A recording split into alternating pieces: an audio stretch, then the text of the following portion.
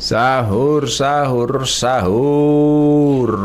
Bangun sahur. Alhamdulillah. Imam tu suhur tati tam tatahidungo he poliama, tahidungo he cah FM lo bualemo, poliama lo hulondalo. Mamo allo itu mati suhuru tabel itu walingamo la ulo tabel pupu omai ulo tadongo hipotubua. Insyaallah semua sehatia dan kita akan segera menyelenggarakan diri untuk bersahur dan membangunkan orang yang sementara tidur untuk kita ajak bersama dalam sahur.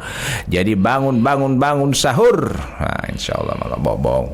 Bismillahirrahmanirrahim. Assalamualaikum warahmatullahi wabarakatuh. Alhamdulillahi rabbil alamin wassalatu wassalamu ala asrafil anbiya'i wal mursalin sayyidina maulana Muhammadin wa ala alihi wa sahbihi ajma'in. Pendengar yang sama dirahmati Allah Subhanahu wa taala, hulalama ke-14 ngombang hulalo. Alhamdulillah, insyaallah kita terus diberikan Allah Subhanahu wa taala kesempatan, kesehatan, karena dia mau amilata mau tapu sehat, dia mau amilata mau tapu kesempatan untuk bisa berpuasa. Kita yang dalam keadaan sehat dan punya kesempatan untuk berpuasa, mari kita maksimalkan ibadah kita yang semakin hari semakin kita tinggalkan Ramadan, semakin hari akan meninggalkan kita. Sekarang sudah hari yang ke-14 menuju puncak dan ngope mama huilo malam pula lima hui. Jadi ini baru hari yang ke-14, insyaallah kita bisa jalani dengan maksimal dengan mempererat tali pinggang kita. Adito ando dunga madali Ustaz Bait. Insyaallah. Jadi malu ti Ustaz Poli, temam doli Ustaz untuk bisa bersama-sama kita ti Ustaz Robianto Ibrahim yang senantiasa segar bersama kita dalam setiap bingkai Ramadan. Tafadhal Ustaz. Assalamualaikum warahmatullahi wabarakatuh. Waalaikumsalam. Alhamdulillahi wa kafa wassalatu wassalamu ala nabiyyina Mustafa wa ala alihi wa sahbihi wa ala sairil wafa wa man tabi'ahum bi ihsanin ila yaumiddin wa atharahum man iktafa. Subhanaka la ilma lana illa ma 'allamtana innaka antal alimul hakim wa la haula wa la quwwata illa billahil aliyyil azim. Para pendengar Cahaya FM Bualemo dan juga Poliama Top FM Gorontalo yang insyaallah kita semua dimuliakan Allah. Alhamdulillah, kita bersyukur kepada Allah pada hari ini, di pagi hari ini, tepatnya di hari yang ke-14 dari bulan suci Ramadan. Allah Subhanahu wa taala masih memberikan kepada kita kekuatan, kesempatan sehingga kita bisa bersua kembali dan sementara juga menyantap sahur. Insyaallah kita dalam keadaan sehat walafiat. Salawat beriring taslim kita haturkan kepada junjungan kita Nabi Allah Muhammad sallallahu alaihi wasallam, kepada keluarga beliau, sahabat beliau, dan insyaallah curahan rahmat tersebut akan sampai kepada kita selaku umatnya yang komitmen dan konsisten dengan ajaran yang dibawa beliau. Para pendengar yang dimuliakan oleh Allah Subhanahu wa taala, kita melanjutkan di antara hal yang perlu kita perhatikan atau 10 penggugur dosa, di antaranya adalah kita beristighfar. Ya, jadi kemarin kita sudah bahas taubatan nasuha. Di antara cara orang bertaubat adalah memperbanyak istighfar.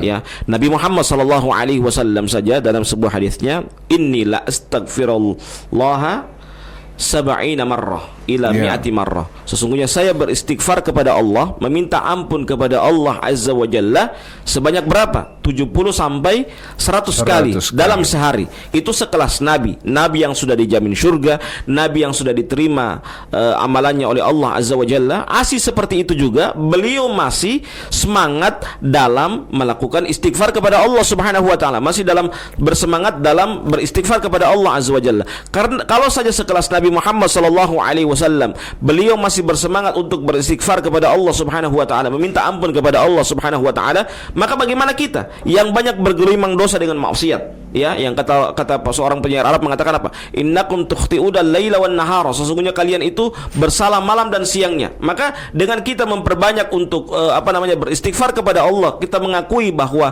kita sebagai hamba Allah yang banyak bersalah, banyak berbuat kesalahan, maka tentunya kita lebih banyak untuk beristighfar kepada Allah Azza wa Jalla. Astagfirullahaladzim. Jadi puasa ibu-ibu hemo tubuh mempersiapkan makanan sahur sambil astagfirullah.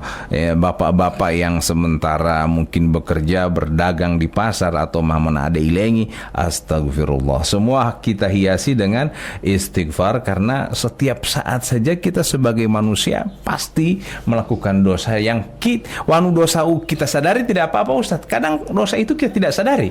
Enggak nolong untuk tahu dia mau dungo hitahi unggulia dia apa masuk tubulangan itu kan menjadi dosa juga Ustadz ya.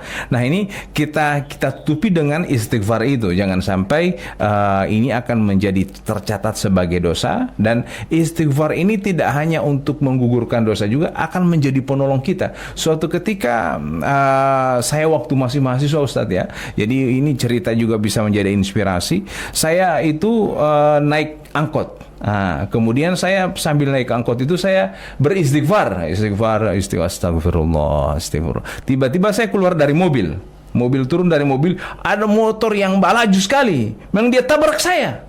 Motor itu memang artinya terputar. Jadi L. Itu karena makanya saya ini sebagai benteng juga kepada kita. Istighfar itu tidak hanya sebagai penggugur dosa kita, tapi juga bisa menolong kita dari mungkin bahaya. Betul Ustaz ya. Bukan hanya itu saja. Kita beristighfar itu ya, sebagaimana Allah informasikan dalam surah Nuh. Fastaghfiru rabbakum innahu kana ghaffara. Beristighfar kepada Allah Subhanahu wa taala, sesungguhnya Allah itu Maha Pengampun. Apa fungsi dari istighfar? Lanjutan ayatnya, yursilis sama alaikum midrara. Ya, maka Allah akan memberikan kepada kita hujan. Jadi kalau gersang, kalau kemarau, banyak istighfar. Bisa saja penduduk daerah itu tidak istighfar kalau hujan sudah jarang. Perbanyak istighfar. Jadi fastaghfiru rabbakum yursilis sama alaikum midrara wa yumdidukum bi amwali wa banin. Maka juga kalau orang yang mungkin sampai tahun ini belum punya anak, belum diberikan anak oleh Allah Azza wa Jalla, di antara sebabnya apa? Karena dia jarang beristighfar. Maka diberikan solusi oleh Allah apa? Kalau kita memperbanyak istighfar, wa yumdidukum bi amwali wa banin, diberikan harta dan diberikan anak. Itu jadi diberikan hujan, harta dan anak. Maka itulah pentingnya kita memperbanyak istighfar. Jadi istighfar bukan hanya sekedar penggugur dosa, tetapi juga di antara sebabnya juga apa?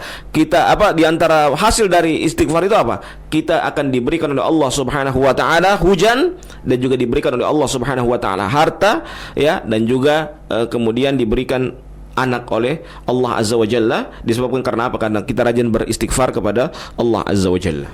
Kita gagal panen Ustadz, kemudian hasil tanaman kita tidak maksimal, mungkin perlu kita berintrospeksi diri, mungkin kita jarang istighfar. Dia mamut tamu dayang ya Ustaz ya. Jadi kita banyak-banyak beristighfar untuk kita juga ya. Jadi sebenarnya Allah tidak menginginkan istighfar kita. Ini untuk ente juga. Itu Ustaz ya. Nah, ini perbedaan antara istighfar dengan taubatan nasuha apa Ustaz? Kalau misalnya saya lihat dari konteksnya. Kalau istighfar itu kadang-kala kan orang istighfar cuma lisan yang beristighfar. Hatinya tidak beristighfar. Jadi benar. Usahakan istighfar itu dia istighfar sehingga dia mencapai taubatun nasuha. Karena apa? Ada orang yang beristighfar, dia seperti orang-orang munafik itu. Wa minan nasi may yaqulu amanna billahi wa bil yaumil akhir wa ma hum bimumin. Mereka mengucapkan beriman kepada Allah, namun mereka tidak beriman kepada Allah. Mereka mengucapkan istighfar, namun mereka pada hakikatnya tidak mau minta taubat kepada Allah. Ya, ini berarti istighfarnya adalah istighfar yang dusta. Ya, meminta ampun yang dusta. Karena apa? Lisan dan hatinya tidak seragam. Ya, jamot tomboata. Ya, karena apa? Kalau kita beristighfar itu benar-benar lisan dan hati kita itu baku klop. Ya, kompak. Ya, bukan lisannya beristighfar, hatinya mengingkari. Jangan sampai demikian. Sehingga kalau lisan dan hatinya sudah sama-sama, dia akan mencapai ke derajat taubatun nasuha tersebut. Jadi ketika seseorang yang beristighfar, dia tahu itu salah, dia tahu hatinya bergerak itu salah, tapi dia belum bisa meninggalkan perbuatan itu. Contoh, saya berikan contoh Ustaz ya. Saya seorang kurir pengantar barang. Setiap hari itu saya mengantar minuman haram, dan saya itu berarti saya menjembatani minuman itu untuk mereka minum. Sehingga saya beristighfar, astagfirullah. Astagfirullah. Saya tahu itu salah karena saya mengantarkan itu minuman itu, atau saya bekerja di sebuah perusahaan yang memproduksi itu, atau saya bekerja di sebuah hotel yang memfasilitasi minuman itu. Nah, saya tidak minum itu, tapi saya memperoleh gaji dari hasil yang itu dia itu. Ya itu montetomai mau buat ya, saya mau kasih makan anak. Tapi saya tahu itu minuman khamar itu salah. Nah, kemudian saya beristiqomah. Ini bagaimana konsepnya? Tafadhol. Iya. Alangkah lebih bagusnya dia resign. Dia resign. Kata Rasulullah apa? Dia keluar. Iya, resign itu berarti dia keluar. Keluar dari pekerjaan itu. Ya kata Rasulullah apa? Man taraka syai'an lillah awadahu Allahu khairan minhu. Barang siapa yang meninggalkan sesuatu karena Allah, maka Allah akan gantikan lebih baik. Pernah juga saya punya teman, dia teman dekat dengan saya. Dia tapi bukan saya. Tapi bukan saya. Teman saya, ya. Dia kebetulan dekat dengan saya. TP pinangga polma TP pinanti ya.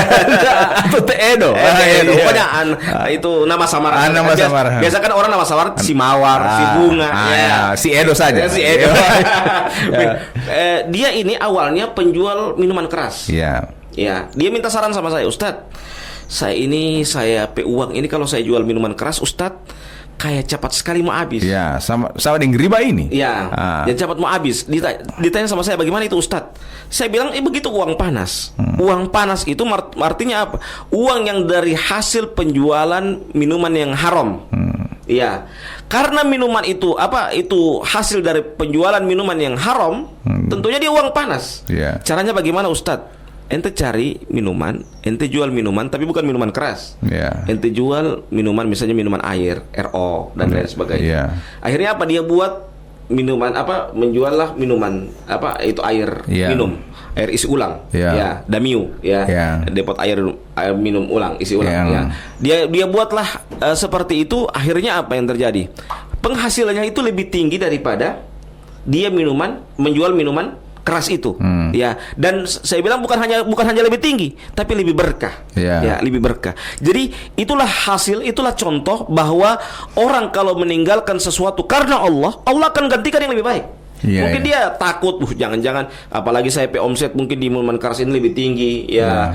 Saya omset dari tempat-tempat yang haram ini lebih tinggi, ya. Saya buka pubs misalnya lebih tinggi hasilnya. Kemudian setelah itu saya meninggalkan, saya dapat apa nanti? Tidak ada penghasilan nanti, ya. Itu berarti dia takut, ya. Ketakutan. Yang dia harus lakukan apa? Dia memang benar-benar rasain karena Allah Azza wa Jalla. Man taraka syai'an lillah. Kalau kita ingat hadis Nabi Muhammad SAW ini, man taraka syai'an lillah awadahu Allahu khairan minhu. Barang siapa yang meninggalkan sesuatu karena Allah, maka Allah akan gantikan lebih baik.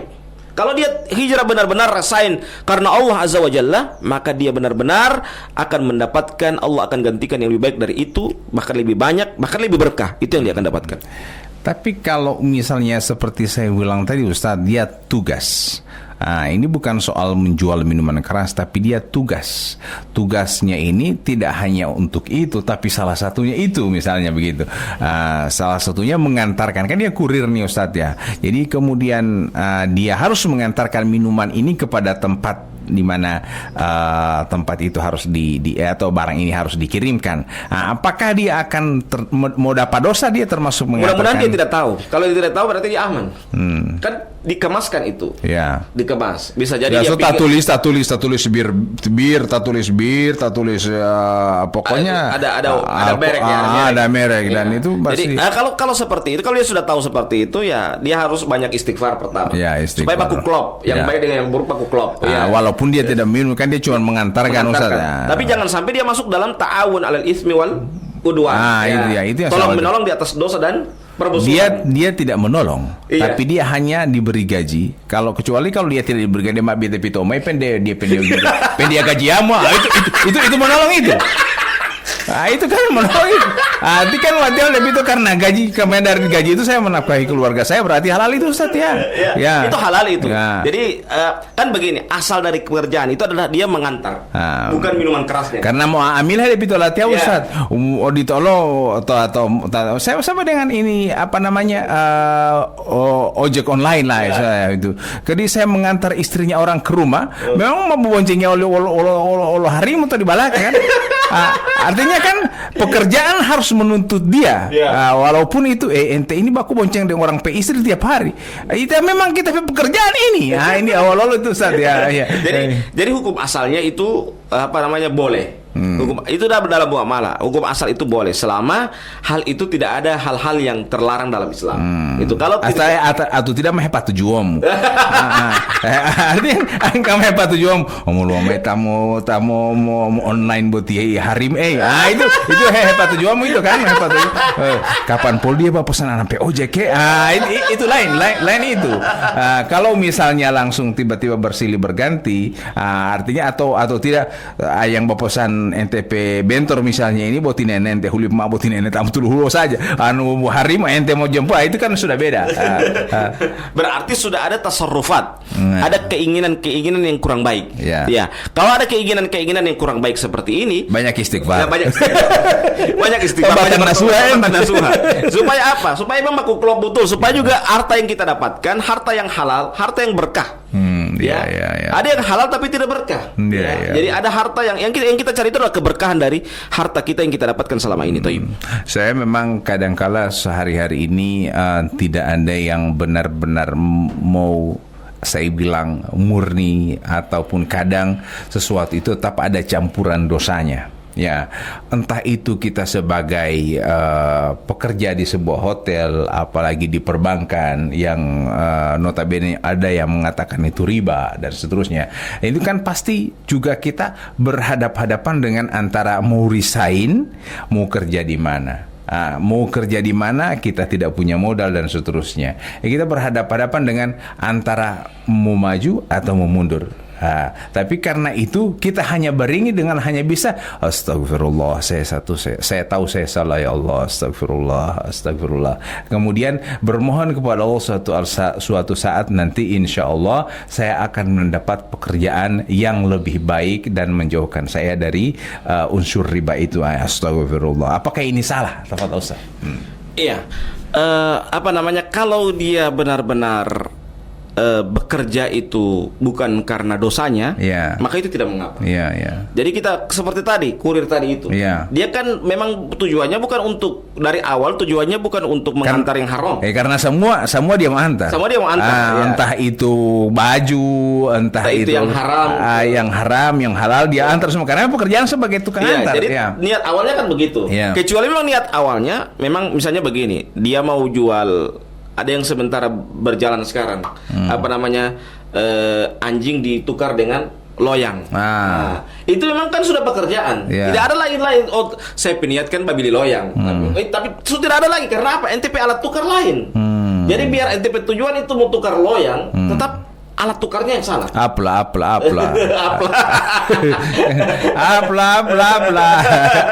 Jadi anu sama ada itu tukar loyang itu.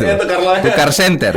Misalnya watia lo tari ini Ustaz ya, watia biaya pula. Kata kemudian ada yang baju yang bertukar saya PA pula ini saya tukar dengan senter. Dan senter ini saya pergi pakai batarwi atau salat haram hukumnya. Haram itu ya. Itu ada haram itu ada dua. Ada haram yang secara zat. Secara zat itu dia makan langsung. Contoh dia hasil dari curian, itu dia makan langsung kan. Atau misalnya hewan yang haram yang dia makan. Tidak mungkin dia makan itu apelalang dia makan satu kali. Tidak mungkin. Itu secara zat. Ini secara maknawi. Secara maknawi itu apa? Dia tukar dengan alat tukar yang haram. Jadi dia tukar misalnya hasil curiannya dia tukar dengan uang, dia jual. Uangnya itu walaupun dia belikan beras halal, tetap uangnya itu uang haram. Karena apa? Itu uang hasil jualan dari misalnya pisang yang dia curi kemarin. Atau misalnya itu loyang dia pakai dari hasil tukaran apla itu. Atau dia beli lampu. Atau dia jual DP anjing, kemudian dia beli lampu. Lampu dia pasang di masjid, orang-orang sembahyang akan. Itu tetap haram. Tetap haram. Karena apa? Karena dia haram secara maknawi. Dia haram secara maknawi itu. Jadi memang kita mesti hati-hati. Makanya dia mau perbanyak istighfar. Itu dia mau haling itu Ustaz, bahwa kadangkala hari-hari buti itu penuh dosa. Kita bukan malaikat yang tidak luput dari dosa.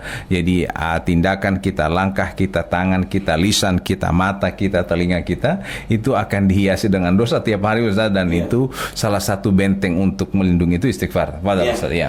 Makanya Allah Subhanahu wa taala mengatakan dalam sebuah ayatnya apa? Dalam surah Al-Isra ayat 36, "Innas sam'a wal basara wal fuad kullu ulaika kana anhu mas'ula." Sesungguhnya pendengaran, wal basara, dan mata dan hati semuanya akan dimintakan pertanggungjawaban di hadapan Allah Azza wa Jalla. Ya, kalau hal itu ya diberikan kepada kita semua, misalnya mata, hati, kemudian pendengaran, kemudian kita tidak pergunakan, maka itulah yang akan berbicara nanti. Al-yauma nakhtimu ala afwahihim wa tukallimuna aydihim wa tashhadu arjuluhum bima kanu yaksibun. Kata Allah apa? Al-yauma nakhtimu ala afwahihim. Pada hari itu, pada hari kiamat kelak, Allah akan tutup mulut kita. Wa tukallimuna aydihim, dan yang akan berbicara apa? Tangan kita. Wa tashhadu arjuluhum bima kanu yaksibun, dan yang akan menjadi saksi itu adalah kaki kita. Semuanya akan dimintakan pertanggungjawaban, ya. Maka kita mungkin kalau kita di sementara di daerah, di pemerintahan, kita mungkin bisa membantah BPK, KPK, kita bisa bantah. Tetapi ketika di hari perhitungan nanti, mulut kita akan dikunci, dan yang akan berbicara itu adalah tangan kita, dan kaki kita menjadi saksi. Jadi ya dalam surah Al-Mulk, kalau saya tidak pernah, kalau tidak salah saya pernah mendengarkan itu bahwa manusia tidak bersyukur dia punya pendengaran, dia punya penglihatan dan seterusnya, kemudian dia tidak bersyukur atas itu, kemudian itu luar biasa juga itu, banyak beristighfar kita kalau misalnya tidak bersyukur. Kadang-kala kita harus mensyukuri segala nikmat Allah ini dengan salah satunya mau berucap alhamdulillah dan kemudian istighfar. Dan anjuran untuk beristighfar ini banyak sekali, Ustaz, ya. Rasulullah saja dalam setiap kesempatan dalam sehari itu kalau bukan 70 sampai 100 kali ya. Jadi apalagi selesai sholat banyak beristighfar, kemudian membaca zikir-zikir yang lainnya. Tafadhal Ustaz, ya. Jadi kembali lagi ke masalah istighfar ini. Jadi istighfar itu, kalau orang yang beriman itu apa? Alladzina yadhkurunallaha qiyaman wa qu'udan wa 'ala junubihim wa yatafakkaruna fi khalqis samawati wal ardh. Jadi berzikir itu termasuk dalamnya istighfar. Ya. Dia berzikir itu apa? Alladzina yadhkurunallaha qiyaman, berdiri, wa qu'udan, dan dalam keadaan duduk, wa 'ala junubihim, dan dalam keadaan berbaring. Dia teteh Ustaz. Berlari, dia lah berzikir, berlari. Kamu wa itu lo titihulu itu Ustaz, ya. Jadi berzikir yang Allah perintahkan itu apa? Fafirru ilallah. Disuruh berlari itu apa? Berlari mendekat kepada Allah. Jadi kalau mau mendekat kepada Allah, jangan merangkak, jangan berjalan, tapi berlari. Fafirru ilallah. Berlarilah kamu mendekati kepada Allah Azza wa Jalla. Ini menunjukkan kepada kita apa? Kalau kita ingin mendekatkan diri kepada Allah Azza wa Jalla, jangan pelan-pelan. Berlari. Itu apa? Karena kita benar-benar, itu berarti tanda bahwa kita termasuk orang-orang yang tunduk kepada Allah, orang yang benar-benar beristighfar kepada Allah. Kita punya niat benar-benar tulus kepada Allah untuk mendekatkan diri kepada Allah Azza wa Jalla. Baik pendengar yang sama dirahmati Allah Subhanahu wa taala, puasa tinggal beberapa hari lagi akan selesai. Ya, tidak mampu lah apa yang nanti Ustaz sudah 14 hari. Perbanyaklah istighfar. Walaupun amalan-amalan lain yang mungkin kita butuh, mungkin istighfar ini tidak terlalu banyak membutuhkan tempat, tidak membutuhkan wadah dan seterusnya. Dia hulu-hulu mulai sambil kita misalnya antri di bank istighfar, sambil menunggu sesuatu, sambil bawa mobil istighfar. Itu Ustaz, ya. Jadi tidak, kalau misalnya kita mengajikan Al-Quran kan harus kita membaca, kita ambil Al-Quran kemudian kita udah. Nah, apakah beristighfar ini perlu juga untuk wudu? Iya, kalau beristighfar itu yang penting kita suci. Tapi lebih afdalnya kita berwudu. Wudu dulu ya. Lebih afdalnya kita berwudu, sama dengan baca Quran. Afdalnya kita berwudu. Dan memang kita dianjurkan untuk menjaga wudu ya Ustaz. Betul. Pada setiap saat kita orang wudu jangan sampai artinya pokoknya habis sesuatu bermaksiat kita berwudu. Supaya apa? Supaya jangan sampai ajal kita datang Dia hamamatul tabiah istilahnya. Jadi kalau ajal kita sudah datang dan kita sementara berwudu, berarti kita meninggal dalam keadaan suci. Dalam keadaan berwudu. Ya, itu pentingnya kita menjaga. Jadi berwudu itu bukan hanya saja ketika kita mau membaca Quran, atau ketika kita mau sholat ya. Tapi kita berwudu itu benar-benar kita menjaga kesucian diri kita. Jangan sampai kan kita tidak tahu ini orang kan ajalnya tiba-tiba datang. Ya, silih berganti kita tiba-tiba mendapatkan informasi bahwa ada si A, si B, si C, si D itu telah meninggal dunia karena Allah telah panggil dia. Maka tugas kita adalah kita juga bersiap-siap diri untuk jangan sampai ajal kita datang. Maka tugas kita apa? Kita bersiap-siap juga dengan apa? Dengan kita memperbanyak berwudu ya, supaya pada saat ajal kita tiba, maka kita dalam keadaan suci, dalam keadaan berwudu tersebut. Dan istighfar ini sebagai benteng dari semua masalah. Apapun masalah yang kita dapatkan, misalnya masalah rumah tangga, banyak-banyak istighfar Ustaz ya. Jadi masalah ataupun di siang hari madu tahangnya butia pola ngati puasa kan mau tahu ya. Banyak-banyak istighfar dulu. Siapa tahu dengan istighfar semua ente bisa lalui ya. Jadi anak-anak ataupun orang tua yang mungkin dagangan tidak laku-laku, apalagi butian mah jajannya untuk mau tato di muka Ustaz ya, hemalah butia ulah ambil dia tamem miloh beda muncul kecemburuan. Kalau dalam orang bilang profesi bisa sama tapi rezeki berbeda. Allah itu Ustaz hempotele nasi kuning timut hempotele nasi kuning tata lu Ustaz ya di bulan suci Ramadan seperti ini saya berjual es, dia juga berjual es di depan, tapi kenapa dia punya laku saya punya tidak laku? Ini perlu mungkin Allah itu itu kalau seperti itu sebenarnya apa? Memang garis rezekinya seperti itu. Jadi garis rezekinya seperti itu. Sama dengan coba lihat itu toko yang berhadapan. Berhadapan. Dua-dua aja toko. Jual bayang sama. Juga sama. Jualan sama. Iya, itemnya juga sama. Tetapi kenapa di sana ramai di sana tidak, di sini tidak? Itu bukan berarti karena di sana pakai tuyul, di sini tidak pakai tuyul. Bukan seperti itu. Jangan sampai kan kita suudon. Ya, biasanya seperti itu. Pakai tuyul dia. Pakai lali itu beda. Ya, jangan sampai demikian. Kalau dia ramai, dia banyak pembelinya ya, bisa saja itu ada amalan khusus yang dia lakukan atau mungkin dia banyak istighfar ya, atau istighfar atau misalnya juga dia rajin bersedekah sehingga juga rezekinya lebih banyak naik lebih banyak naik. Itulah pentingnya kita mendahulukan husnuzon, mendahulukan baik sangka kepada orang. Kalau kita melihat usaha orang itu maju jangan justru ketika kita melihat ada usaha orang yang sudah mulai maju kita berpikir jangan-jangan dia ini sopi babi kamar tuyul di sana ya, kemudian atau misalnya dia sudah ada babi ngepet ya, babi ngepet yang dia suruh untuk setiap hari untuk agar dia mendapatkan uang yang banyak. Jangan sampai demikian. Ya, dia harus kita harus sebagai seorang muslim, kita harus banyak berhusnudzon, berbaik sangka kepada saudara kita tersebut. Ya, pendengar yang sama dirahmati Allah Subhanahu wa taala, hari-hari Ramadan ini memang karena kita fokus untuk hal-hal yang akan menggugurkan dosa kita. Kita kemarin sudah membahas adalah musibah. Musibah yang kita dapatkan akan menjadi penggugur dosa kita, entah itu sakit, entah itu apa saja, insyaallah itu akan memudahkan kita untuk diampuni oleh Allah Subhanahu wa taala dari segala dosa. Yang penting kita sabar dengan musibah itu. Begitu juga dengan tobat kita, taubatan nasuha yang Ustaz bilang kemarin. Sekarang ini adalah yang ketiga adalah istighfar. Perbanyak istighfar kita di bulan suci Ramadan. Karena ini sudah hari yang ke-14, marilah kita perbanyak istighfar.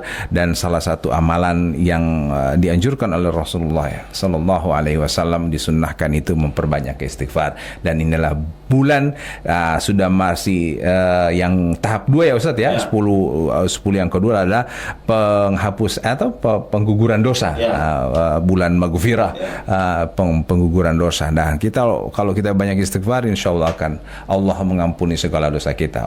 Allah mengampuni dosanya li Ustaz, mengampuni dosa saya dan seluruh para pendengar. Jangan sampai kita lewatkan sahur dan sudah waktu sahur mau tiba kutu musuru itu Ustaz, kalau mau lupuh mahilam suru mam walingolo itu Ustaz. Kita akhiri dengan bacakan doa kafaratul majelis. Subhanakallahumma bihamdika asyhadu an la ilaha illa anta astaghfiruka wa atubu ilaik. Wassalamualaikum warahmatullahi wabarakatuh.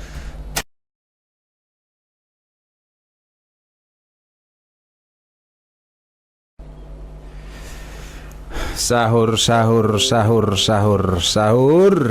ya maladun kalau suhur poli alhamdulillah masuhuru. Poti bongu lo. Mamti suhuru bong lam tata to ngwale bilih mati mangutata ndo tadi poloti bobong betia mama di bong lo mota. Sahur mau pemutam taati ta behelo bangun sahur mola beti keluarga besar Lopolia Maja FM juga yang baru membangunkan, saya pun masih ikut membangunkan. Potaplah apalah karena barang siapa yang membangunkan orang sahur itu tidak tahu menguta musuhuru, apalagi walau makanan lependa, itu akan memperoleh banyak pahala insyaallah. Apalagi puasa dibuai boti bong ulo mahulata melalui ustaz tu hati ada donggo hempo haya asilit. Bismillahirrahmanirrahim. Assalamualaikum warahmatullahi wabarakatuh. Alhamdulillahi rabbil alamin. Wassalatu wassalamu ala asrafil anbiya'i wal mursalin Sayyidina Maulana Muhammadin wa ala alihi wa sahbihi ajma'in. Pendengar Cahaya FM, Bualemo, Poliamat of FM yang sama dirahmati Allah subhanahu wa ta'ala. Hisai hatia, tetap semangat dalam terus menjalankan ibadah puasa, apalagi buat yang nguntie. Pas kita berada di puncak Ramadan hari yang ke-15 ngope mama kunuan mam tarawih mam kunu. Alhamdulillah insyaallah di poloma yang bolong puasanya, dan juga bolong bukan karena tidak berpuasa, tapi bolong karena tetap berpuasa tapi ibadahnya berkurang. Itu boleh saya katakan bolong karena hari pertama, kedua, ketiga begitu hemo artinya mau puluh Qur'ani mau amila, tapi begitu masuk hari-hari pertengahan mulai malas membaca Al-Qur'an, mulai malas untuk tarawih hingga tiat hingga mahe sunyi. Apalagi mamu tah ditira lo senggol ini mahe pototol alim mamu tiati. Itu fenomena insyaallah tidak terjadi di sini di atau hulun talo di tempat atau di Pulau Tahu. Jadi mati-hati Ustaz Maila Dungamai. Alhamdulillah Ustaz ma ulolo habari Ustaz Maila Dungamai odi. Alhamdulillah. Jadi lolo tu Ustaz berarti upos huru tu. Jadi lolo Ustaz.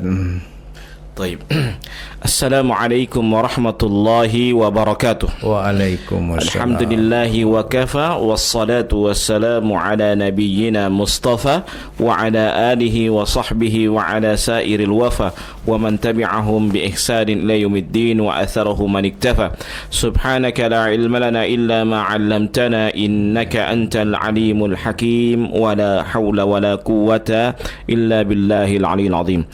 Para pendengar Cahaya FM Bualemo dan juga Poliamat Top FM Gorontalo yang insya Allah kita semua dimuliakan oleh Allah subhanahu wa ta'ala. Alhamdulillah kita bersyukur kepada Allah Azza wa Jalla. Pada pagi hari ini Allah masih memberikan kepada kita kekuatan, kesempatan. Tak terasa sudah separuh bulan suci Ramadan kita beribadah di dalamnya, dan kita sudah berada di hari yang ke-15 dari bulan suci Ramadan. InsyaAllah kita dalam keadaan sehat walafiat, dan juga para pendengar semua baik yang berada di Cahaya FM Bualemo maupun di Poliamat Top FM Gorontalo, insyaallah kami temui dalam keadaan sehat walafiat. Amin ya rabbal alamin.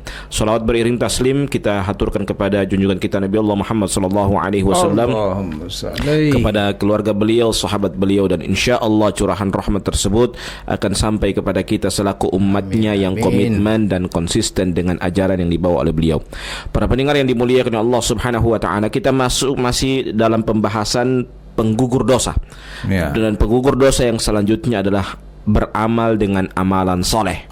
Ya, beramal dengan amalan soleh. Mengapa ini termasuk penggugur dosa? Ya, karena kata Rasulullah SAW dalam hadisnya, wa atbi'is sayyi'atal hasanata tamhuha.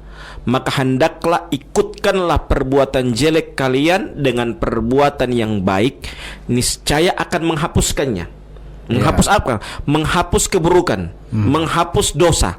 Jadi Nabi itu mengatakan demikian, itu wasiat Nabi Muhammad sallallahu alaihi wasallam. Wa atbi'is sayyi'atal hasanata tamhuha, dan ikutkanlah perbuatan jelek kalian dengan perbuatan yang baik, niscaya akan menghapuskannya. Ya, sama juga dengan dia serelevan dengan firman Allah Subhanahu wa taala, innal hasanat yudhibna sayyiat. Sesungguhnya kebaikan-kebaikan itu akan menghilangkan, akan menghapus segala macam keburukan. Maka ini pentingnya kita. Kalau kita berbuat buruk, maka ikutkanlah perbanyak untuk berbuat baik.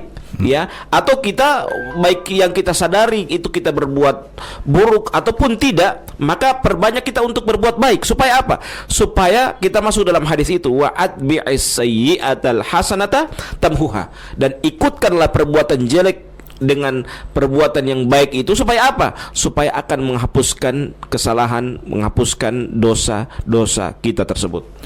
Perbuatan yang baik akan menghapus dosa. Artinya kita mengikutkan perbuatan baik ketika kita telah berbuat dosa. Ini sama dengan, boleh saya katakan bahwa boleh misalnya saya pancuri kamar doi, kemudian doi itu saya pakai untuk sedekah, boleh itu Ustaz? Oh, itu lain perkara. Kalau itu memang niatnya awal adalah niat berbuat dosa. Ya. Kalau ini buat dosa yang kita tidak tahu.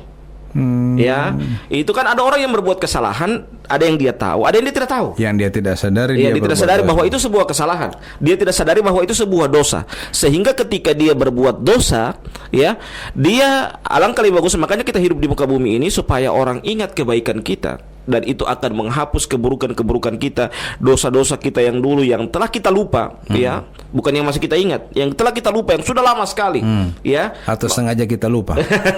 Misalnya kalau belum tahu itu tahu, apa tadi lupakan saja. Misalnya begini, misalnya seorang anak kecil, kita mungkin ya.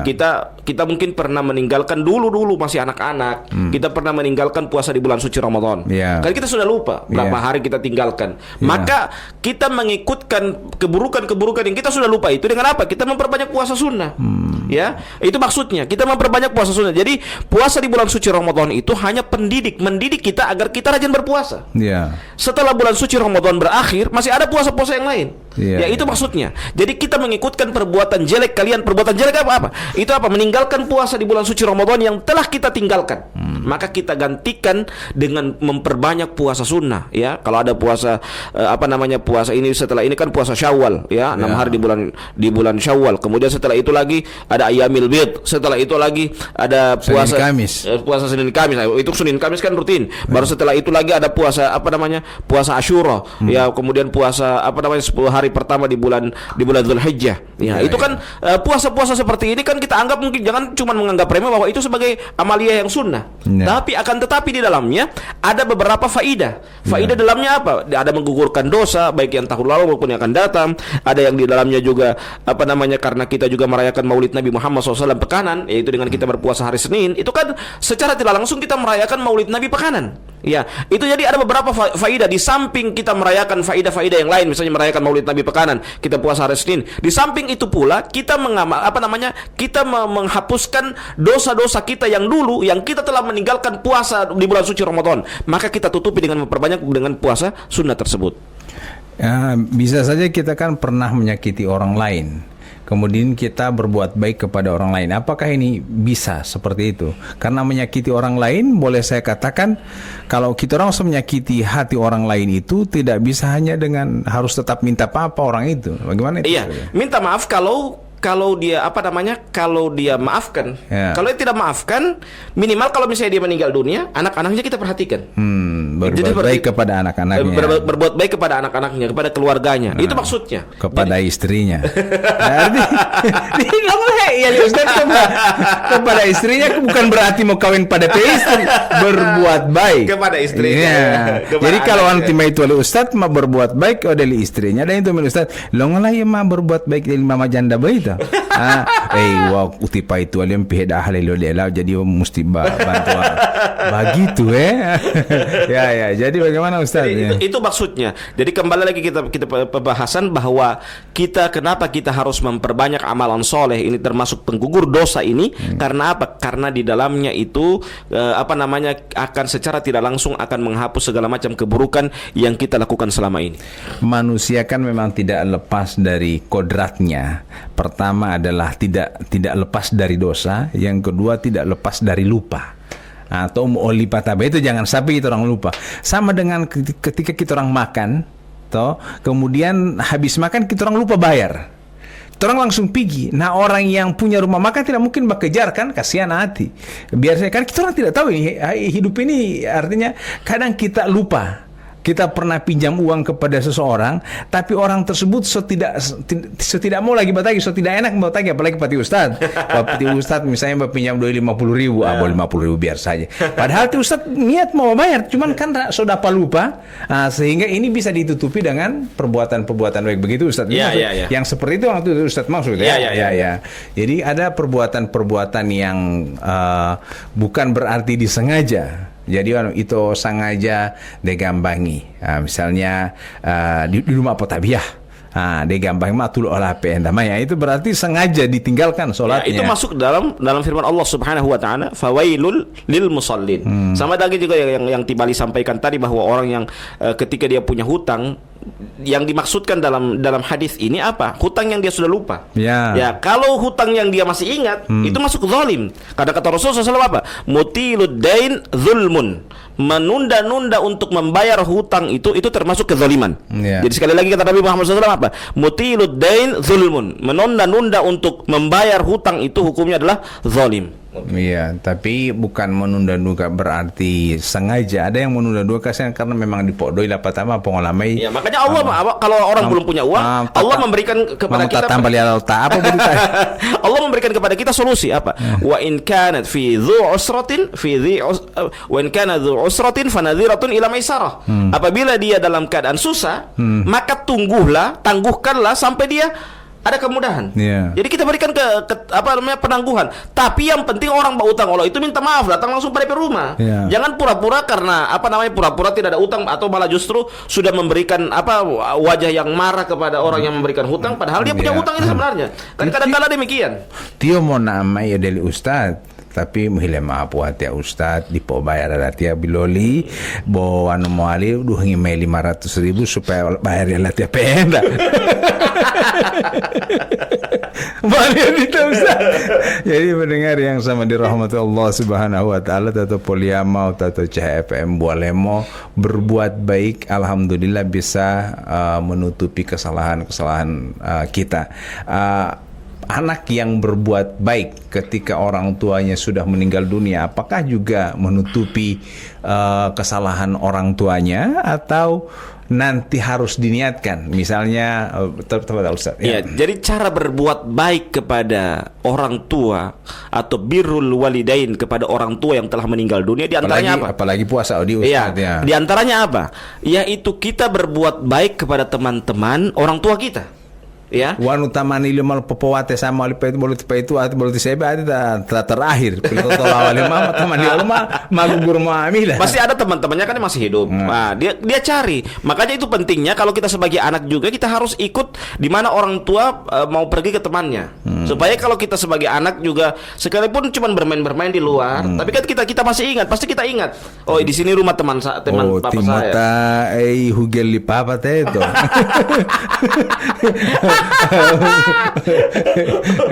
Harus semua dilanjutkan ini. Ahli waris anaknya. Jadi ahli waris itu yang baik, bukan ahli waris boleh tahu dia. Jadi harus dicari teman-temannya Ustaz ya. Tapi teman-teman yang baik. Karena di CBT kan wanu tuh Om Pihut yang oleh itu. Wanu tuh Om itu jati yang oleh karena dia tahu itu jelek buat generasinya. Tapi ada juga orang tua yang memanggil anak-anaknya mutamohe ode delok memang lu abe itu mutamohe ode po itu. Bukan berarti yang seperti itu Ustaz ya. Jadi tidak mencari teman berbuat baik berbuat baik kepada orang yang baik gitu. Begitu. Jadi kita orang mencari teman-teman orang tua pe teman-teman yang berbuat baik. Ya. Tapi kalau di CB pe teman-teman yang tidak baik tidak usah dikunjungi. Boleh begitu, Ustaz? Dikunjungi tapi untuk kita berbuat baik. Oh, bukan begitu. jadi kita berbuat baik kepadanya, bukan berarti kalau dia buruk kemudian kita tinggalkan. Tidak seperti itu. Kita tetap berbuat baik. Jadi kita sebagai manusia biasa, dia temannya misalnya dia ini teman ayah kita yang mungkin yang sama-sama minum minuman khamar. Ya, tamu ulawa itu pengawal. Saya ini pewaris. Pewaris tunggal. Jadi pewaris juga bagat ya. Itu kan keliru. Jadi pewaris maksudnya saya pewaris, tapi saya tidak sama dengan saya PCB bilang sana begitu. Begitu. Semoga saya kalau PCB saya punya 1 botol, saya punya 2 botol.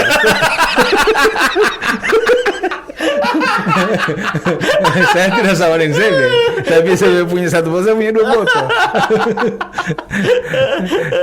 jadi itu kembali kepada kenapa kita harus memperbanyak amalan yang baik. Ya, itu apa? Supaya amalan-amalan buruk yang kita pernah lakukan, ya baik yang disengaja maupun tidak, dan yang disengaja pun sudah lama kita sudah lupa, maka akan menutupinya, akan terhapus dengan kita memperbanyak amalan soleh. Itu tujuannya. Itu karena pernah ada orang bertanya sama saya beberapa tahun yang lalu, Ustadz, bagaimana saya ini Ustadz ya, di kantor ini saya sering pegang SPJ fiktif misalnya.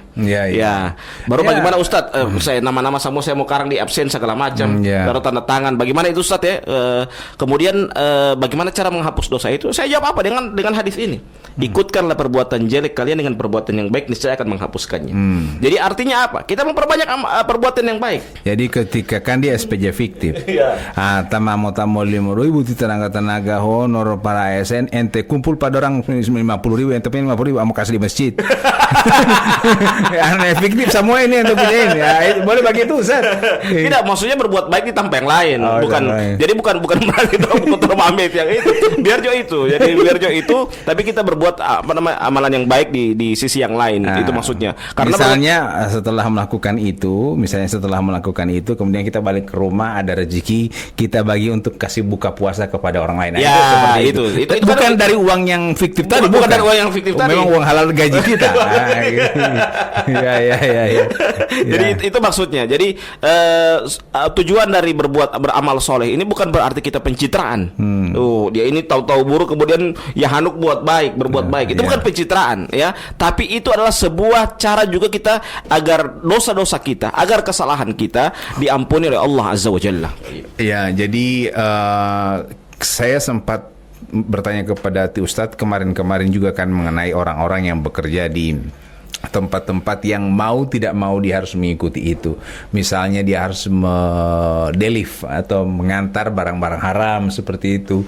Kemudian dia harus bekerja di perusahaan yang riba misalnya, atau dia harus bekerja di tempat-tempat yang maksiat, misalnya dia security di situ walaupun dia tidak bersentuhan. Nah, dari hasil gaji yang menurut bisa saya gajinya ada halal ya Ustadz ya. Boleh saya katakan gaji dari tempat itu halal, bukan berarti dia diambil dari sana, tapi dia digaji oleh pimpinan, dia halal untuk menjadi security situ. Kecuali memang dia kurir khusus barang itu. Ya, khusus barang itu, tidak ada item yang lain. Misalnya dia khusus kurir minuman keras. Tidak ada item yang lain kecuali cuma minuman keras. Itu jelas haram. Mutlak haram. Karena apa? Karena tidak ada sumber yang lain. Tidak ada item yang lain. Yang hanya satu item saja, hanya minuman keras saja. Tapi kalau dia sebagai kurir secara umum, dia bukan hanya saja dia membawa minuman keras, tetapi dia juga membawa yang lain, maka ini akan ini masih bisa kita tolerir. Karena apa? Karena dia masih sifatnya umum. Dia membawa barang untuk yang umum saja seperti itu. Tapi kalau pekerjaan itu dia bukan peminum, tapi dia hanya sebagai driver saja, sebagai driver pengantar barang-barang yang minuman beralkohol itu ke warung-warung di mana pelanggan itu. Kalau cuma itu saja tetap haram. Kalau cuma itu saja. Tapi kalau ada barang yang lain, maka itu tidak bisa dihukumi seperti itu. Jadi harusnya berhenti ya. Harus resign. Tapi kalau misalnya dia harus dia iringi dengan perbuatan baik lainnya, misalnya dia kalau aku klop, tapi kalau dia terus masalahnya ini dosa terus. Dia menuai dosa terus. Dosa jariah itu. Baik, pendengar yang sama dirahmati Allah Subhanahu wa taala, boleh ada juga semacam tukang bentor misalnya Ustadz ya, dia harus mencari penumpang dari pagi sampai malam. Nah kemudian di malam hari itu kalau dia cepat pulang ke rumah, dia tidak bisa memperoleh sebanyak yang seperti biasa. Nah akhirnya dia tidak melaksanakan sholat tarawih karena harus mengumpulkan uang. Kalau dia misalnya satu hari itu, apalagi dia mengejar setoran ya, mengejar setoran harus dia semua menggenapkan uang untuk anak-anak istrinya dan juga untuk membayar bentor setoran itu. Nah kalau dia cepat mau pulang ke rumah, dia tidak bisa mengejar setoran. Nah ini bagaimana Ustaz? Akhirnya dia tidak bisa melaksanakan sholat tarawih berjamaah di masjid. Nah apakah dia dapat dosa atau tidak Ustaz? Iya, kan sholat tarawih hukumnya sunnah. Ini yang pertama. Yang kedua, sholat tarawih kalau dia untuk memang mencari, ya dia mencari dulu. Dia mencari dulu, setelah dia pulang ke rumah, dia sholat tarawih sholat isya, sholat tarawih di rumah. Yang penting dia sholat. Saya lebih cenderung yang penting dia sholat dulu. Karena apa? Karena juga seorang suami itu mencari, itu hukumnya adalah fardu ain. Ya kata Rasulullah SAW apa? Kafa bil mar'i ithman ayyudayyi'a may yakut. Cukuplah seseorang itu dikatakan berdosa ketika dia menelantarkan apa yang menjadi tanggung jawabnya. Seorang suami itu tanggung jawabnya apa? Istri dan anak-anaknya. Dan juga bentor tagihannya. Dan bentor tagihannya itu. Jadi tanggung jawabnya kan itu. Jadi apa namanya? Hutang itu kan pembicaraan. Al muslim ala syurutihim. Muslim itu sesuai dengan kesepakatan. Dia sudah menyepakati dengan si pemilik bentor itu. Jadi dia harus membayar menyetor setoran itu tiap hari yang dituntut itu. Maka karena dia harus menunaikan kewajiban dulu, didahulukan kewajiban. Dia membayar mencari dulu setoran motor itu. Makanya saran saya alangkah lebih bagusnya kalau pagi-pagi itu dia cepat turun supaya dia cepat masuk ke dalam rumah. Maksudnya cepat selesai, cepat genap uang. Cepat dapat doi. Ya, cepat uang, biar cepat turun, tapi kalau tidak dapat doi, tidak penumpang, tidak ada guna. Mau mulai dupa tadi apa penumpang, begitu lu tahu-tahu lagi puasa, batal bayar 5 mau beli bensin. Cepat turun. Di Ustadz bilang kamar cepat turun, lalu dia malah dia jam 10 mau dipopo numpang. Jadi bagaimana? Jadi maksudnya, tapi kalau tetap itu keadaannya, maka dia harus dahulukan dulu kewajiban. Kewajiban dalam artian menggenapkan apa yang menjadi tanggung jawabnya dulu. Setelah itu setelah pulang ke rumah, sebelum dia istirahat dia sholat dulu.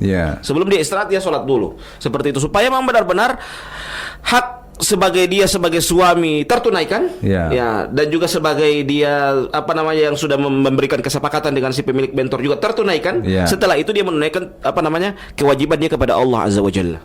Pada intinya kita harus memperhatikan, perlu belajar mana fardu ain dan fardu kifayah, mana fardu kifayah, yang mana cuman sunnah.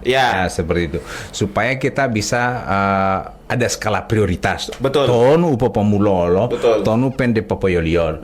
Bodelo misalnya itu Ustadz sementara artinya kablia isya atau kablia maghrib. Kemudian tiba-tiba sokamat. Kita orang mau lanjut kablia atau mau ikut ini yang wajib? Jelas kata Rasulullah SAW, idza iqamatis salatu fala salata illa al-maktubah.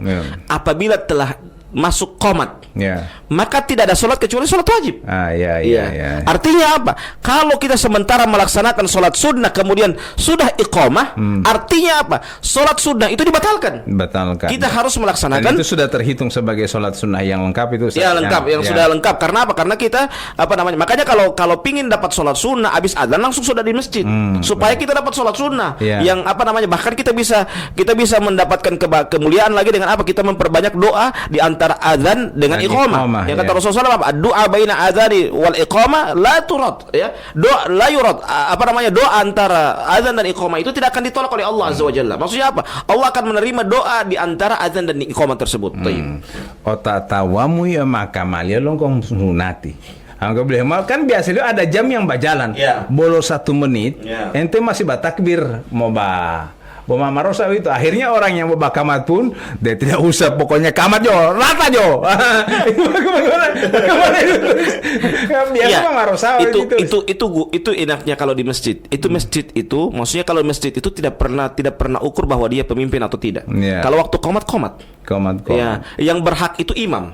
Ya. Ya imam. Kalau Nabi Muhammad SAW itu, Nabi Muhammad itu, beliau itu di zaman dahulu, beliau sebelum datang ke masjid, beliau sholat sunnah di rumah. Ya. Setelah sholat sunnah, kalau Nabi sudah terlihat di masjid, itu artinya apa? Sudah datang waktu qomat. Qomat, ya. Ya. Jadi sudah datang waktu qomat. Jadi Nabi itu sholat sunnahnya di rumah. Ya. Baik sholat sunnah, semua sholat sunnah, Ya. beliau di rumah. Beliau ketika datang ke masjid itu sudah datang, kalau wajah beliau sudah terlihat di masjid, itu tanda bahwa muadzin harus cepat qomat.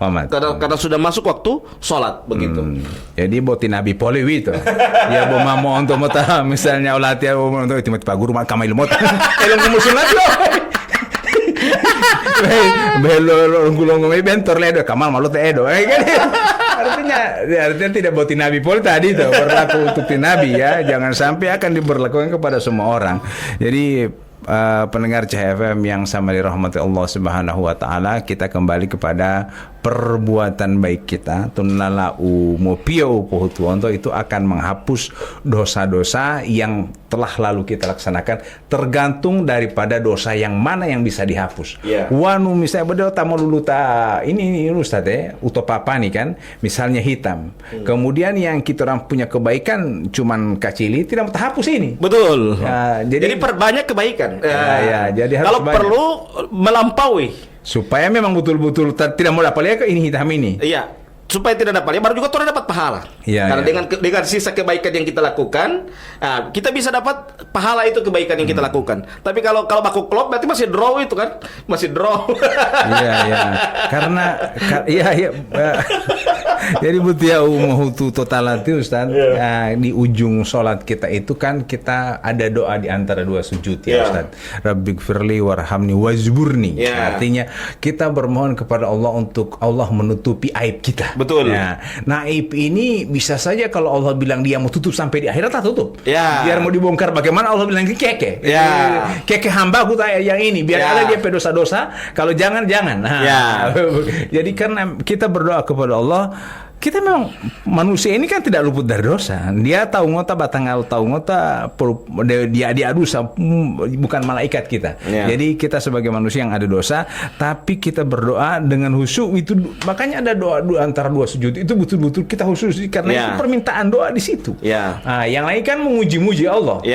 Nanti di antara dua sujud itu baru tetap berdoa. Allah itu utung tambat. Tetap berdoa le mamota di malah patol tapi mau sumayo yonga. Artinya ada di sholat itu tempat berdoa sebenarnya, insya Allah ya begitu. Jadi pendengar yang sama dirahmati Allah Subhanahu wa taala, dan sekarang waktunya berpuasa. Artinya di bulan suci Ramadan ini kita berbuat baik di bulan suci Ramadan itu akan dilipat gandakan pahalanya. Nah mumpung lagi puasa, kita berbuat baik. Mungkin di luar Ramadan kebaikan itu tidak dilipat gandakan. Begitu Ustaz, atau cuma membaca Al-Quran? Tidak, semua kalau semua di bulan suci Ramadan ini. Kalau di bulan suci Ramadan itu, kalau dia di bulan yang mulia, maka kalau kita berbuat baik akan dilipat gandakan pahalanya. Begitu juga kalau kita berbuat dosa di bulan yang mulia akan dilipat gandakan juga dosanya. Begitu. Jadi apa itu dosa? Supaya dia membaklop poli. Supaya tidak draw. Udah halal bema dosa tahu dah dia halal kan. Jadi pendengar yang sama dirahmati Allah Subhanahu wa taala, insyaallah bulan suci Ramadan ini menjadi ladang kita untuk berbuat baik, dan kita berdoa semua perbuatan baik yang kita laksanakan di bulan suci Ramadan ini akan menghapus segala dosa kita. Bukan hanya itu Bali, dia akan memberikan kehidupan yang baik. Kata Allah Subhanahu wa taala dalam Al-Qur'an Karim, "Man 'amila shalihan min dzakarin aw untha wa huwa mu'min falanuhiyannahum hayatan thayyibah." Ya, barang siapa yang beramal dengan amalan soleh, min dzakarin au untha, baik dia laki-laki maupun perempuan, wa huwa mu'min, dan dia dalam keadaan beriman, falanuhiyannahum hayatan thayyibah, maka Allah akan memberikan kepadanya kehidupan yang baik, walanajziyannahum bi ahsani ma kanu ya'malun, ya, dan akan diberikan balasan dengan kebaikan yang lebih baik dari apa yang mereka kerjakan. Insya Allah perbuatan termasuk watia butia mendampingi oleh Ustadz, insya Allah akan dicatat sebagai Allah Subhanahu Wa Taala sebuah kebaikan. Amin. Ya. Dan akan menghapus dosa-dosa yang papala tali Ustadz. jadi insya Allah kita akan berjumpa kembali esok hari. Selamat menjalankan syahur dan menantikan ibadah. Ya, jangan sampai orang terlalaikan. Ya. Karena apa? Karena tidak bersahur. Karena sahur ini termasuk amalan yang baik. Iya.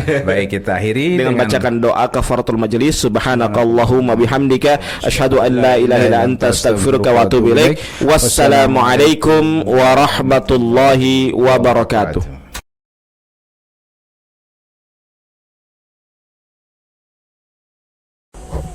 Sahur, sahur, sahur. Bangun sahur seluruh masyarakat yang berada di Kabupaten Bualemo dan juga yang ada di Provinsi Gorontalo, semuanya, baik yang mendengarkan streaming, karena Allah Ustadz itu streaming di luar Gorontalo, tapi mereka adalah orang Gorontalo. Nah, karena kenapa? Karena biasanya tak mololo dengan Gorontalo. Ya, tak hilang mudungo hebutia bingkai Ramadan, karena sedikitnya ada guyon bahasa Gorontalonya. Nah, itu mau olah itu Ustaz. Alhamdulillah, pendengar CFM Bualemo dan juga Poliamat of FM yang insya Allah sama dirahmati Allah Subhanahu Wa Taala.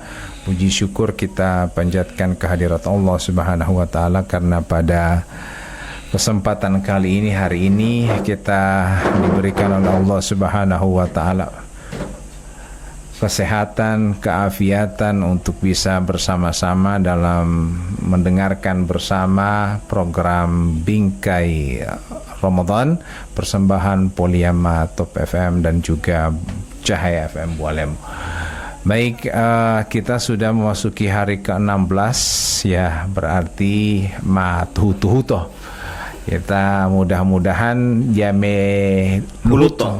Itu jangan sampai kita terpeleset. Karena dengan jame bulan deh. Jangan sampai semakin hari semakin dekat Idul Fitri, maka semakin banyak aktivitas duniawi yang kita kerjakan, dan jangan sampai kita terlena dan jangan sampai kita terbuai oleh aktivitas duniawi seperti halnya berburu, mau bacet rumah, berburu, beli baju yang lain-lain, dan akhirnya justru di hari-hari terakhirnya penentu daripada puasa kita.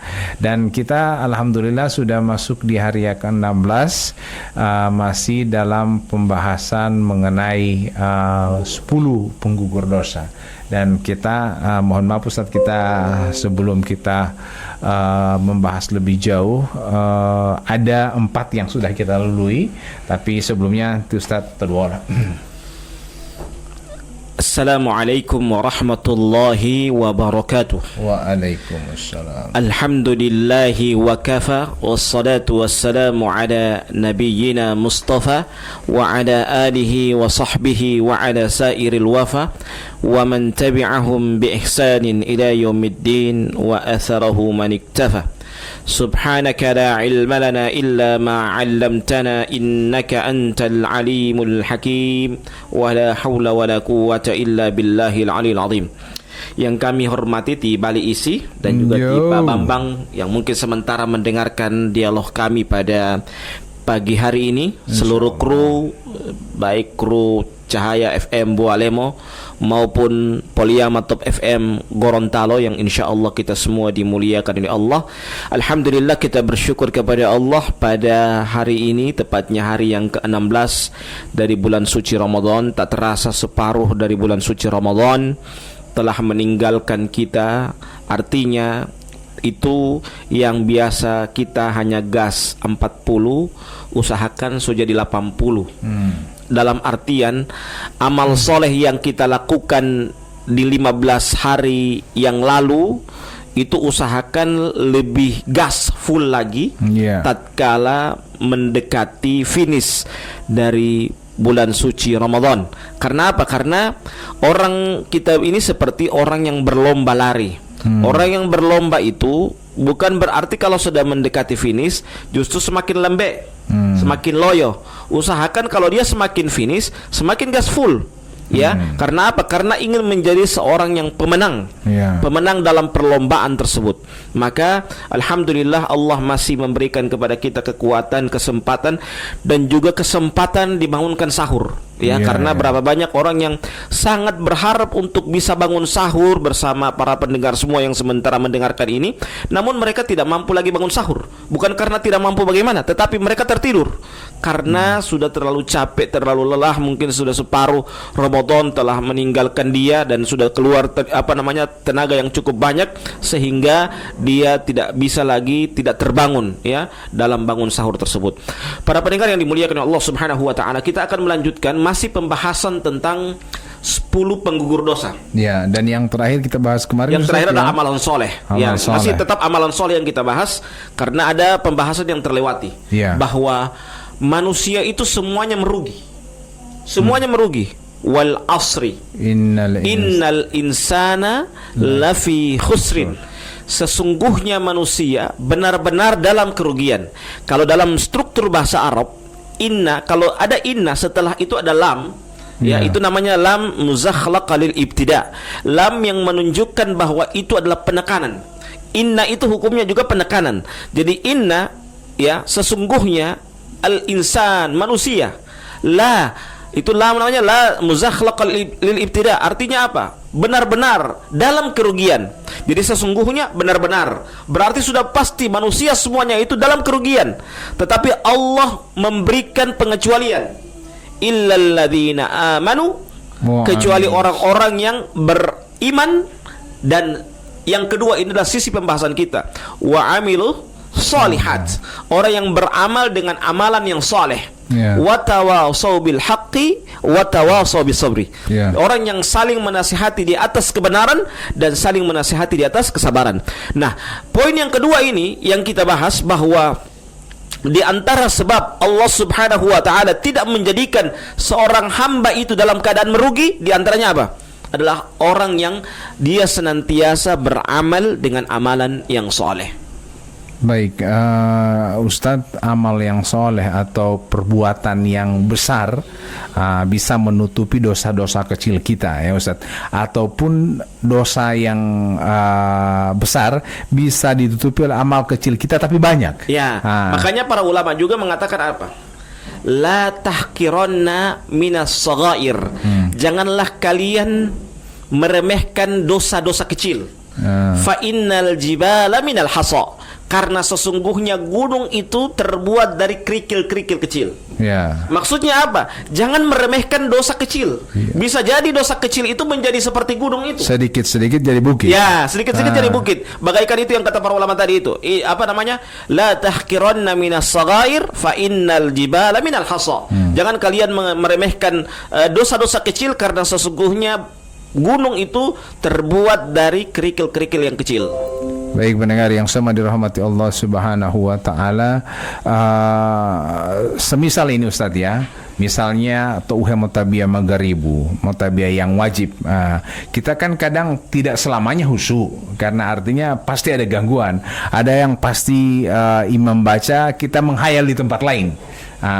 Jadi sehingga mungkin dengan kita rajin untuk melaksanakan sholat rawatib, ini sedikitnya menutupi tambal-tambal ini yang sholat yang artinya pada saat sholat wajib kita orang cuma bahayal-hayal, begitu Ustadz ya, bisa seperti itu.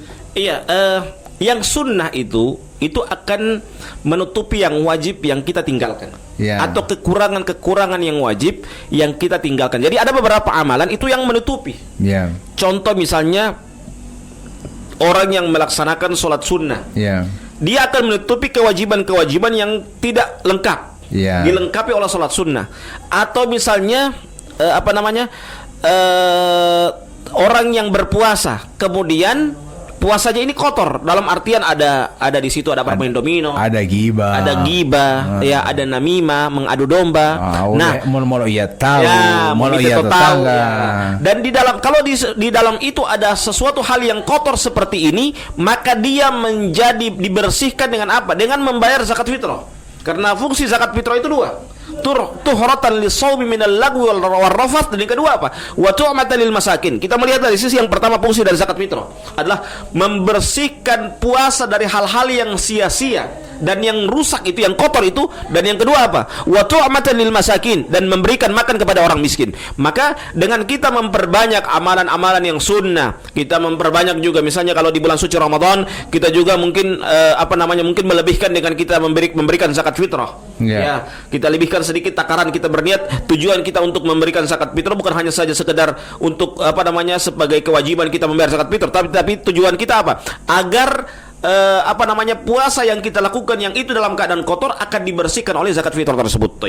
Baik pendengar yang sama dirahmati Allah Subhanahu wa taala, jadi 4 penggugur dosa kita review kembali, jangan sampai ada saudara-saudara kita yang terlewatkan. Jadi yang pertama yang akan menggugurkan dosa kita sesuai dengan urut-urutan yang Ustaz sampaikan adalah yang pertama musibah, ya. Jadi musibah ini bukan sengaja, kita kan pernah melakukan dosa, dan musibah itu biasanya Allah mengatakan bahwa biasanya adalah akibat daripada dosa kita yang masa lalu, atau mungkin dosa-dosa yang pernah kita kerjakan sehingga kita diberikan musibah untuk menegur kita atau bahkan menghapus dosa kita. Nah, ini yang pertama. Dan yang kedua adalah taubatan nasuha.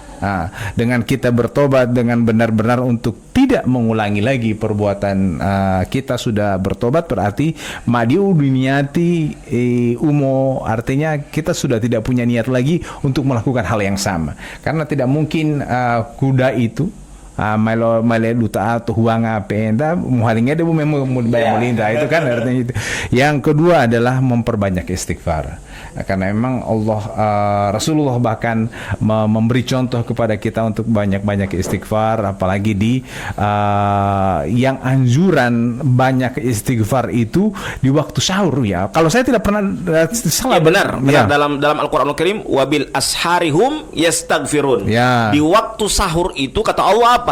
Mereka orang-orang yang soleh itu mereka beristighfar kepada Allah, meminta ampun kepada Allah Subhanahu wa taala. Makanya sifat-sifat orang yang beriman itu apa? Di antara yang Allah sebutkan dalam surah As-Sajdah, tatajafa junubuhum anil madaji'i yad'una rabbahum khaufan wa tam'an wa mimma razaqnahum yunfikun. Ya, lambung-lambung mereka itu jauh dari tempat tidur. Ya, maksudnya jauh dari tempat tidur, maksudnya kalau tengah malam itu orang-orang yang beriman itu lambung-lambung mereka jauh dari tempat tidur. Mereka rajin untuk beribadah. Ya, tatajafa junubuhum anil madaji' yad'una rabbahum. Mengapa mereka jauh dari tempat tidur? Allah lanjutkan dalam perkataannya, ya. Yad'una rabbahum khaufan wa tam'a. Mereka berdoa kepada Allah Subhanahu wa taala karena takut kepada Allah, dan yang kedua apa? Mengharap kepada Allah. Wa mimma razaqnahum yunfikun. Dan kepada Allah Subhanahu wa taala, ya, dari apa-apa yang Allah berikan kepada kita, rizki-rizki tersebut, ya. Jadi Allah memberikan rizki kepada kita, ya, dan itu adalah rizki yang halal, dan itu kita dapatkan dari Allah Azza wa Jalla. Inilah yang memberikan kepada kita sebuah keistimewaan bahwa di waktu sahur itu, makanya kalau tak bangun jam 3, tima itu bangun kamar jam 3, maka saya bangun sama orang, jangan langsung pas sahur. Usahakan jam 3 itu kita bangun, ya, jam 4, nanti tunggu jam 4 atau jam 4, setengah 4:15 lah. Kalau misalnya pukulan bali tutu atau pitopingo dia basahur setengah 4:15 boleh itu. Ya, sehingga sampai jam 4:15 lah. Waktu yang panjang untuk dia sahur, supaya apa? Dia tidak lagi tidur setelah sahur itu. Kalau dia bangun jam 3 baru kemudian setelah itu dia sahur, setengah 4 dia tidur, pasti tidak sholat subuh. Tapi kalau dia setelah jam 3 dia bangun, dia sholat malam dulu, dibaca Quran dulu, dia memperbanyak istighfar dulu untuk menanti jam 4 itu atau setengah 4 lewat begitu, berarti dia mendapatkan keutamaan dan dia mengamalkan firman Allah tadi yang Tibali sampaikan tadi, yaitu di waktu sahur mereka beristighfar. Nah, ini Ustaz, sedikit saya bertanya mengenai istighfar ini. Ada yang disebut dengan Sayyidul Istighfar. Itu bagaimana itu Ustaz, ya? Iya, Sayyidul Istighfar, namanya saja Sayyidul Istighfar karena di masing-masing kategori itu ada sayyid. Ada penghulu. Artinya ada tingkatan yang paling tinggi. Tingkatan paling tinggi. Jadi kalau misalnya ada istighfar, ada Sayyidul Istighfar. Ada nabi, ada Sayyidin Nabi. Ya, ada apa namanya? Ada juga, jadi sayyid itu adalah apa namanya? Ana sayyidu waladi Adam. Saya pemimpin dari anak Adam. Ya, itu kata Rasulullah SAW kan, saya pemimpin dari anak Adam. Maksudnya apa? Jadi itu pimpinan istighfar. Allahumma anta rabbi la ilaha illa anta khalaqtani wa ana abduka dan seterusnya. Nah, itu kan sayyidul istighfar. Berarti dia istighfarnya bukan cuma astaghfirullahaladzim alladzi la ilaha illa huwal hayyul qayyum wa atubu ilaik. Bukan cuma seperti itu. Tapi panjang, Allahumma anta rabbi la ilaha illa anta khalaqtani wa ana abduka. Intinya di dalam istighfar itu adalah pengakuan. Kemarin kita telah bahas bahwa orang-orang di antara doa-doanya para nabi alaihi wassalatu wassalam, di antara doanya apa? Mereka mengakui kesalahan. Seperti apa namanya doanya Nabi Adam yang kita sudah bahas kemarin, Rabbana zalamna anfusana wa illan taghfir lana wa tarhamna lanakunanna minal khasirin. Itu kan doanya Nabi Adam. Nah, doanya Nabi Yunus ketika ditelan oleh ikan, la ilaha illa anta subhanaka inni kuntu minadz zalimin. Ya, itu doa-doa yang apa? Doanya para nabi, bukan mereka merasa bangga, merasa apa namanya? Merasa bangga diri dengan kelebihan yang Allah berikan kepada mereka, tidak. Tetapi itu termasuk apa? Doa-doa yang menunjukkan kepadanya bahwa itu adalah keistimewaan dari yang Allah berikan kepada mereka, bahwa mereka itu adalah seorang nabi. Ya, keistimewaan dan tanda kenabian itu dengan apa? Dengan dia semakin merunduk. Ya, begitu juga kalau di zaman sekarang, kalau sekarang kan tidak ada nabi. Kalau ada orang mengaku nabi maka dia dusta. Sekarang itu yang ada itu para wali. Kalau ada wali yang datang kepada kita, kita lihat kalau ada wali menge-menge itu bukan wali namanya. Kalau wali itu dia seperti nabi itu. Tapi dia merundukkan wali diri. Kalau dia menge-menge, wali huwa itu Ustaz. Walito. Jadi baik pendengar yang sama dirahmati Allah Subhanahu wa taala, kemudian ada yang memang kita sholat itu karena kita tunduk kepada Allah, tunduk kepada perintah Allah. Jangan sampai ada orang yang mengatakan saya sholat karena saya ingin tenang, saya sholat karena saya ingin khusyuk, karena saya sholat karena saya ingin damai saya punya hati. Itu sebenarnya cuma bonus ya Ustadz ya, bonus daripada kita sholat ya. Jadi kita tunduk dulu. Jadi kita sholat itu tujuannya apa? Kita mengakui bahwa kita itu seorang hamba. Kalau orang yang tidak mau sholat itu termasuk orang yang sombong. Ya, orang yang sombong itu kalau dia tidak mau sholat. Karena apa? Karena dia itu kalau kita sholat itu sebenarnya bukan karena kita ini meminta kepada Allah, bukan. Atau Allah perlu dengan kita, tidak. Tetapi kita itu sholat tujuannya itu satu, bahwa kita hamba dan Allah itu Tuhan. Itu jangan merasa kita Tuhan. Ya, jangan dibalik. Makanya di Sayyidul Istighfar, Allahumma anta rabbi. La ilaha illa anta khalaqtani. Wa ana abduka. Dan saya hambamu. Itu. Dan saya hambamu. Ini menunjukkan kepada kita apa? Bahwa kita ini seorang hamba. Jadi namanya kalau ada apa namanya kembali yang saya bahas tadi, bahwa Nabi sudah selesai. Nah, sekarang wali. Kalau ada wali yang menge-menge, tidak merundukkan diri kayak para nabi itu, berarti dia bukan wali. Saya ragu dengan kewaliannya. Artinya adalah ketika dia menjadi seorang wali, benar-benar dia tunduk kepada Allah Subhanahu wa taala, dia benar-benar mengakui kesalahannya, dia benar-benar mengakui bahwa dia adalah orang yang sangat rendah. Karena apa? Karena dia sebagai seorang hamba. Ya, jadi sholat kita hanya menunjukkan bahwa kita adalah seorang hamba.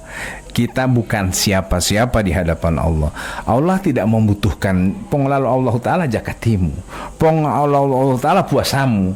Ini adalah untukmu sendiri. Jadi itu kan Ustaz ya. Jadi Allah itu tidak menginginkan. Saya sering dengar dari para ulama yang sering ceramah itu Ustaz, Allah tidak menginginkan hartamu, Allah tidak menginginkan sholatmu, Allah tidak menginginkan puasamu. Yang Allah itu yang inginkan kamu datang dalam keadaan kosong. Benar itu Ustaz? Ya. Iya. Jadi apa yang dimaksud dengan dalam keadaan kosong? Kosong itu maksudnya baik, dalam keadaan menyerahkan diri. Menyerahkan diri kepada Allah. Jadi orang yang manusia itu kan bersalah.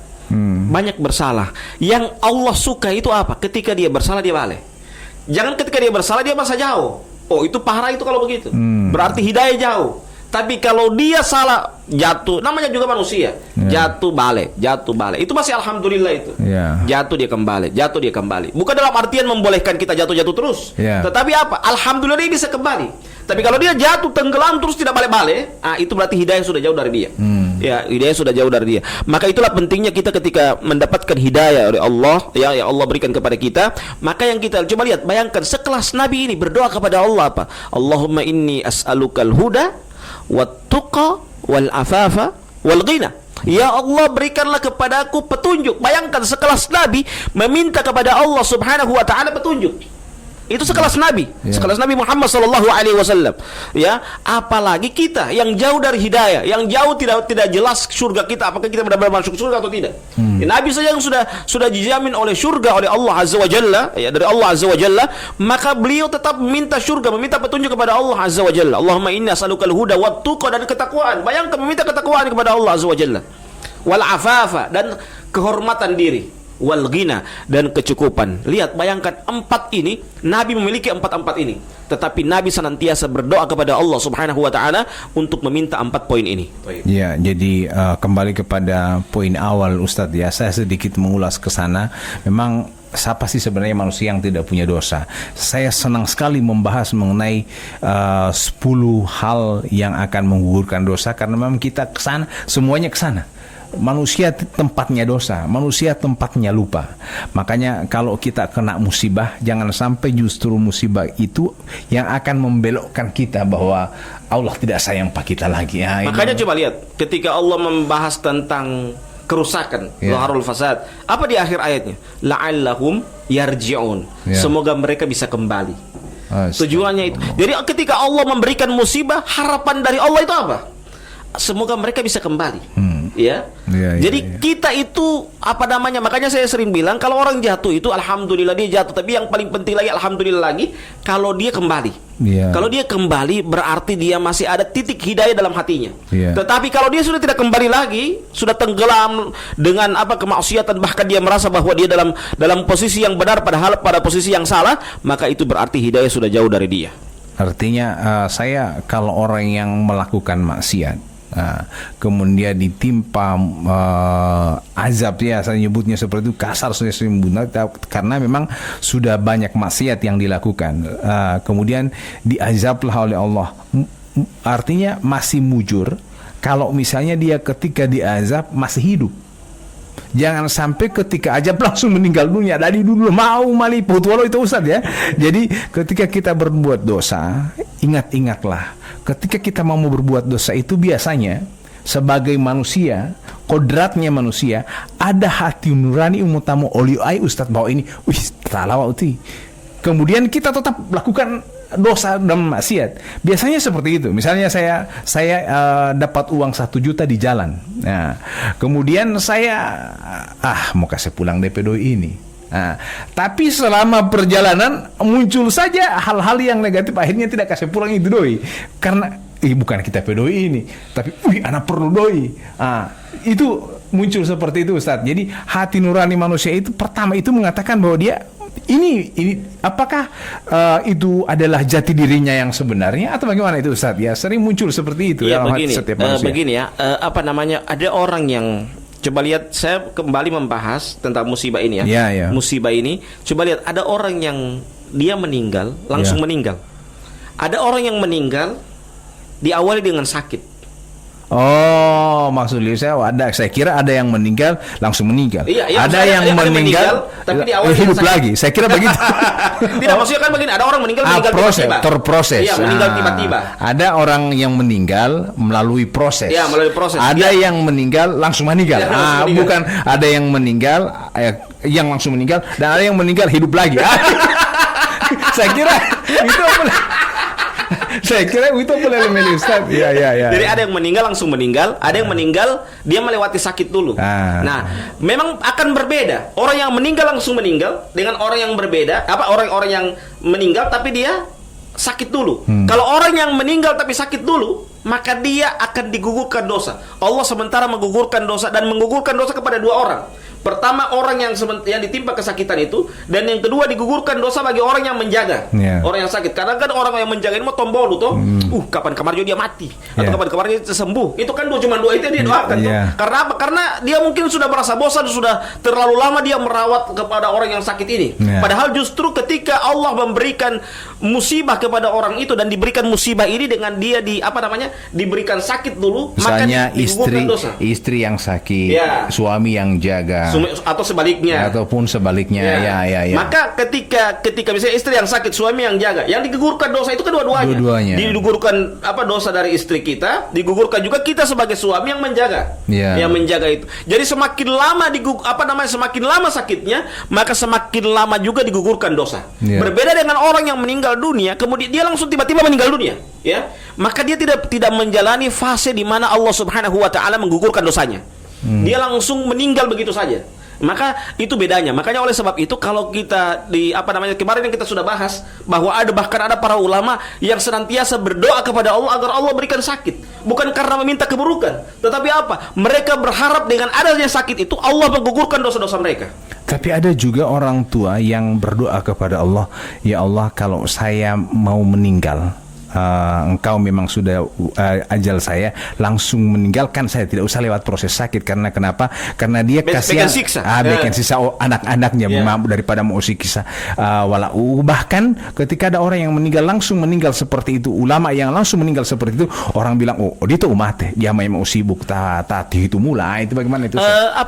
Itu kan dari sisi yang lain. Tapi dari sisi yang lain, sisi yang saya sampaikan ini, sisi yang kita bahas, yaitu penggugur dosa. Jadi yang digugurkan dosa itu dua. Orang kan tidak melihat itu, mungkin karena orang tidak mau sibuk. Dia tidak mau sibuk. Apa itu kayak saya sampaikan tadi, bahwa motombolo itu, Dia tidak senang merawat orang lain, orang yang dalam keadaan sakit yang dia dapati itu. Karena mau keluar masuk rumah sakit, mau keluar mai poli behelimet sebanyak uang keluar ustad. Jadi dia mengaku bahwa karena sudah banyak uang keluar, padahal sebenarnya uang yang keluar itu sebenarnya juga Allah sementara mencuci harta kita. Yang kedua juga kita yang sementara merawat juga, yang sabar dalam merawat itu sebenarnya Allah Subhanahu wa taala sementara menggugurkan dosa-dosa mereka berdua. Baik pendengar sama dirahmati Allah Subhanahu wa taala, ketika kita sementara bersama orang sakit, kita bersabar. Itu dulu intinya. Jadi Allah akan mengampuni dosa kita. Yang penting satu, sabar. Dia mau tombolu. Artinya ketika ada orang sakit jangan sampai dia mengeluh. Ya Allah, ngelabuti madi mau tombolu. Awati itu. Apakah ini akan menghapus dosa atau justru tidak? Jelas dia itu tidak akan menghapuskan dosa. Makanya yang diukur itu adalah kesabaran kita. Kesabaran itu yang sangat menentukan sekali, bahwa di antara sebab Allah Subhanahu wa taala akan menggugurkan dosa-dosa kita. Kesabaran baik orang yang merasakan sakit dan kesabaran bagi orang yang merawat kita. Jadi kalau kita dalam keadaan sabar, kita dalam keadaan sakit bersabar, kemudian juga keluarga yang merawat itu dalam keadaan sabar, insya Allah kita berharap dengan kesabaran yang kita lalui itu, insya Allah itu akan menjadi sebab Allah Subhanahu wa taala akan menggugurkan dosa-dosa kita. Baik, jadi kepada saudara-saudara kita yang sakit, banyak masih terguling di rumah sakit atau di rumah juga, artinya biasa lihat ulama tapul dokteri paling alamu tak ada bele. Artinya daripada mau emosi begitu ke rumah sakit tadi dia mau luli lebih mau lato bele. Biasanya yang dipulangkan seperti ini, dan artinya orang keluarga sudah dia mutomate, artinya sudah umur yang sudah ujur, tapi kemudian artinya tua renta. Sebenarnya kalau dibawa ke rumah sakit itu Bali, itu salah satu bentuk ikhtiar. Ikhtiar itu dimaksimalkan dulu. Jangan ikhtiar belum maksimal, bos minta meninggal dunia. Berarti ikhtiar tidak maksimal. Orang yang tawakal itu dua. Pertama ikhtiar yang maksimal, dan yang kedua setelah itu dia tawakal. Fa idza azamta fatawakkal 'ala Allah. Jadi azam dulu, berusaha dulu, berikhtiar dengan ikhtiar yang tinggi dulu. Setelah itu kita bertawakal kepada Allah. Kalau kita sudah ke rumah sakit sudah lama, bahkan sudah pindah 5 rumah sakit, 4 rumah sakit, sama tidak ada hasilnya, berarti itu ikhtiar sudah maksimal, sudah selesai. Yang penting kita ikhtiar. Jangan baru 1 hari sudah pulang tidak mau baik. Ada juga orang tua yang tidak mau ke rumah sakit. jama delo ada rumah sakit teh lo mau lah tahu teh betia umat. Itu bagaimana itu? Apakah ini sama dengan bunuh diri atau bagaimana? Ya harusnya anak juga kalau misalnya dia tidak mau ke rumah sakit, dokternya diundang ke rumah.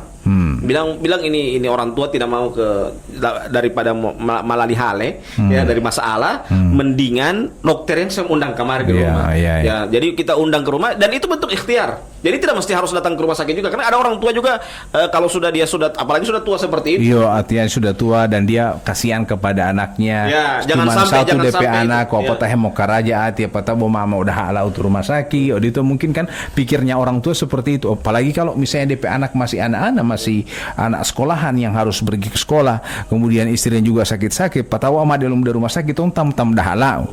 Paling tetap kita pe anak ada sekolah, kita pe anak masih ada kerja, kasihan baru sapa. Jadi lebih baik ke madu tolak autobele bopotai lomai wa unemo atau oleng ke madu tolak autobele uma amin nanti. Bagaimana itu? Berarti itu tetap ikhtiar. Ikhtiarnya kita undang belikan mantri, obat. belikan obat, kita minta resep dari dokter bahwa orang tua tidak mau datang ke rumah sakit, tapi dia ingin istilahnya rawat jalan lah, rawat di rumah. Ya itu harapannya seperti itu. Kalau itu seperti itu ikhtiar, tetap ikhtiar. Jangan dia tidak mau sama sekali untuk berobat. Dia tidak mau berobat, tapi dia pasrahkan kepada Allah penyakit itu lah mau Allah Taala mau amilah lebih engke mau tipe oyo lo atau bele bagaimana itu tetap ikhtiar Allah menganjurkan tetap ikhtiar. Iya, buat ikhtiar. Kalau tidak ikhtiar itu bunuh diri namanya.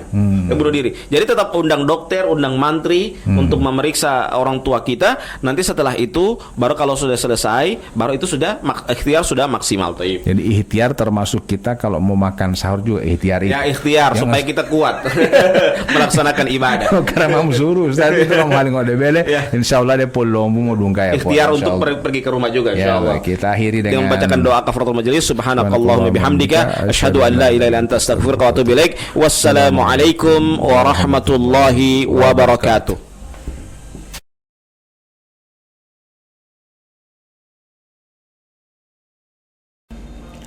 Sahur lai tawati mong tahi suhur karena dia mah hari yang ke-17. Alhamdulillah nongoloh ya Allah Ta'ala kekuatan kesehatan untuk bisa bangun sahur, khususnya diri sendiri dan juga ti Ustadz yang menemani, dan insya Allah juga para pendengar sudah pada posisi bangun semua. Dongko hilam tuluhu lato polima mutolo.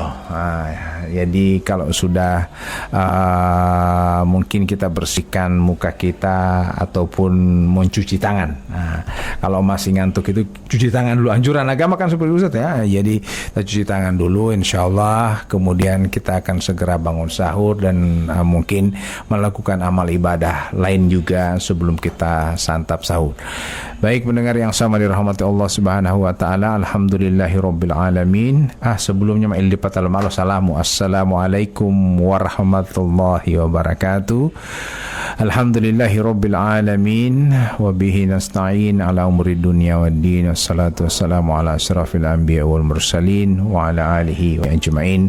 Pendengar Poliama atau Poliama juga yang ada di CHFM Bualemo, semuanya kita sudah alhamdulillah memasuki hari yang ke-17, dan 17 Ramadan ini biasa juga diperingati sebagai hari nuzul Quran, turunnya Al-Quran, dan akan sedikit dibahas juga oleh Pak Ustadz mengenai 17 Ramadan ini sebelum kita membahas hal-hal yang akan menggugurkan dosa kita, seperti halnya pada pertemuan-pertemuan sebelumnya kita banyak membahas penggugur dosa, dan yang kita sudah bahas 4 penggugur dosa. Sebelum kita melanjutkan dengan itu, kita akan sedikit mengulas mengenai nuzul Quran. Tapi untuk itu Ustadz, kedua Ustadz ya. Taib. Assalamualaikum warahmatullahi wabarakatuh. Waalaikumsalam. Alhamdulillahi wa kafa wassalatu wassalamu ala nabiyyina Mustafa wa ala alihi wa sahbihi wa ala sairil wafa wa man tabi'ahum bi ihsanin ila yaumiddin wa atharahu man iktafa. سبحانك لا علم لنا إلا ما علمتنا إنك حكيم ولا حول ولا قوة إلا بالله العلي العظيم. Para pendengar Cahaya FM Bualemo dan juga Poliama Top FM Gorontalo yang insya Allah kita semua dimuliakan oleh Allah Subhanahu wa Ta'ala. Alhamdulillah, kita bersyukur kepada Allah pada pagi hari ini Allah masih memberikan kepada kita kekuatan, kesempatan sehingga bisa kita sahur bareng. Sudah hari yang ke-17 dari bulan suci Ramadan, dan sebagian para ulama, ya mayoritas ya, bukan sebagian, mayoritas para ulama meyakini bahwa Al-Quran itu turun pada malam yang ke-17 dari bulan suci Ramadan. Dan kita tidak membahas tentang masalah 17 atau di luar dari 17. Yang pasti di bulan suci Ramadan. Ya. Jadi yang pasti juga orang membaca Al-Quran. Jangan mempertentangkan tentang 17, 30 berarti jangan membaca Al-Quran. Itu dah halamin. Memahemo tandu haraya titang kalau di haraya tiba haraya biasa mau puasa menjadi popiong. Haraya umah boleh mau pusing puasa aja popiong lah. Jadi yang paling inti adalah kita sudah berada di 15 yang kedua. Itu usahakan pada posisi 15 yang kedua begini kita lebih bersemangat lagi dalam melakukan aktivitas, terkhusus aktivitas amaliyah di bulan suci Ramadan. Para pendengar yang dimuliakan oleh Allah Subhanahu wa Ta'ala, kita akan melanjutkan beberapa penggugur dosa. Kemarin kita telah bahas, dan kita akan bahas penggugur dosa yang selanjutnya adalah salat 5 waktu. Ya, as-salawatul khams, yaitu salat 5 waktu. Ya, kenapa salat 5 waktu itu termasuk penggugur dosa? Ya, Nabi memberikan analogi orang yang salat 5 waktu itu bagaikan mandi. Kalau dia mandi 5 kali dalam sehari, apakah ada kotoran dalam tubuhnya? Itu Nabi memberikan analogi demikian. Apakah tersisa kotoran dalam tubuhnya kalau dia mandi 5 kali? Lihat analogi Nabi Muhammad SAW. Artinya apa? Kalau saja dia mandi 5 kali hilanglah kotoran-kotoran yang ada dalam tubuhnya, apalagi kalau dia melaksanakan sholat. Tentunya akan hilanglah dosa-dosanya. Jadi analogi Nabi antara sholat dengan sholat itu dengan dianalogikan dengan mandi. Kalau mandi itu menghilangkan kotoran, maka sholat juga akan menggugurkan dosa-dosa kita.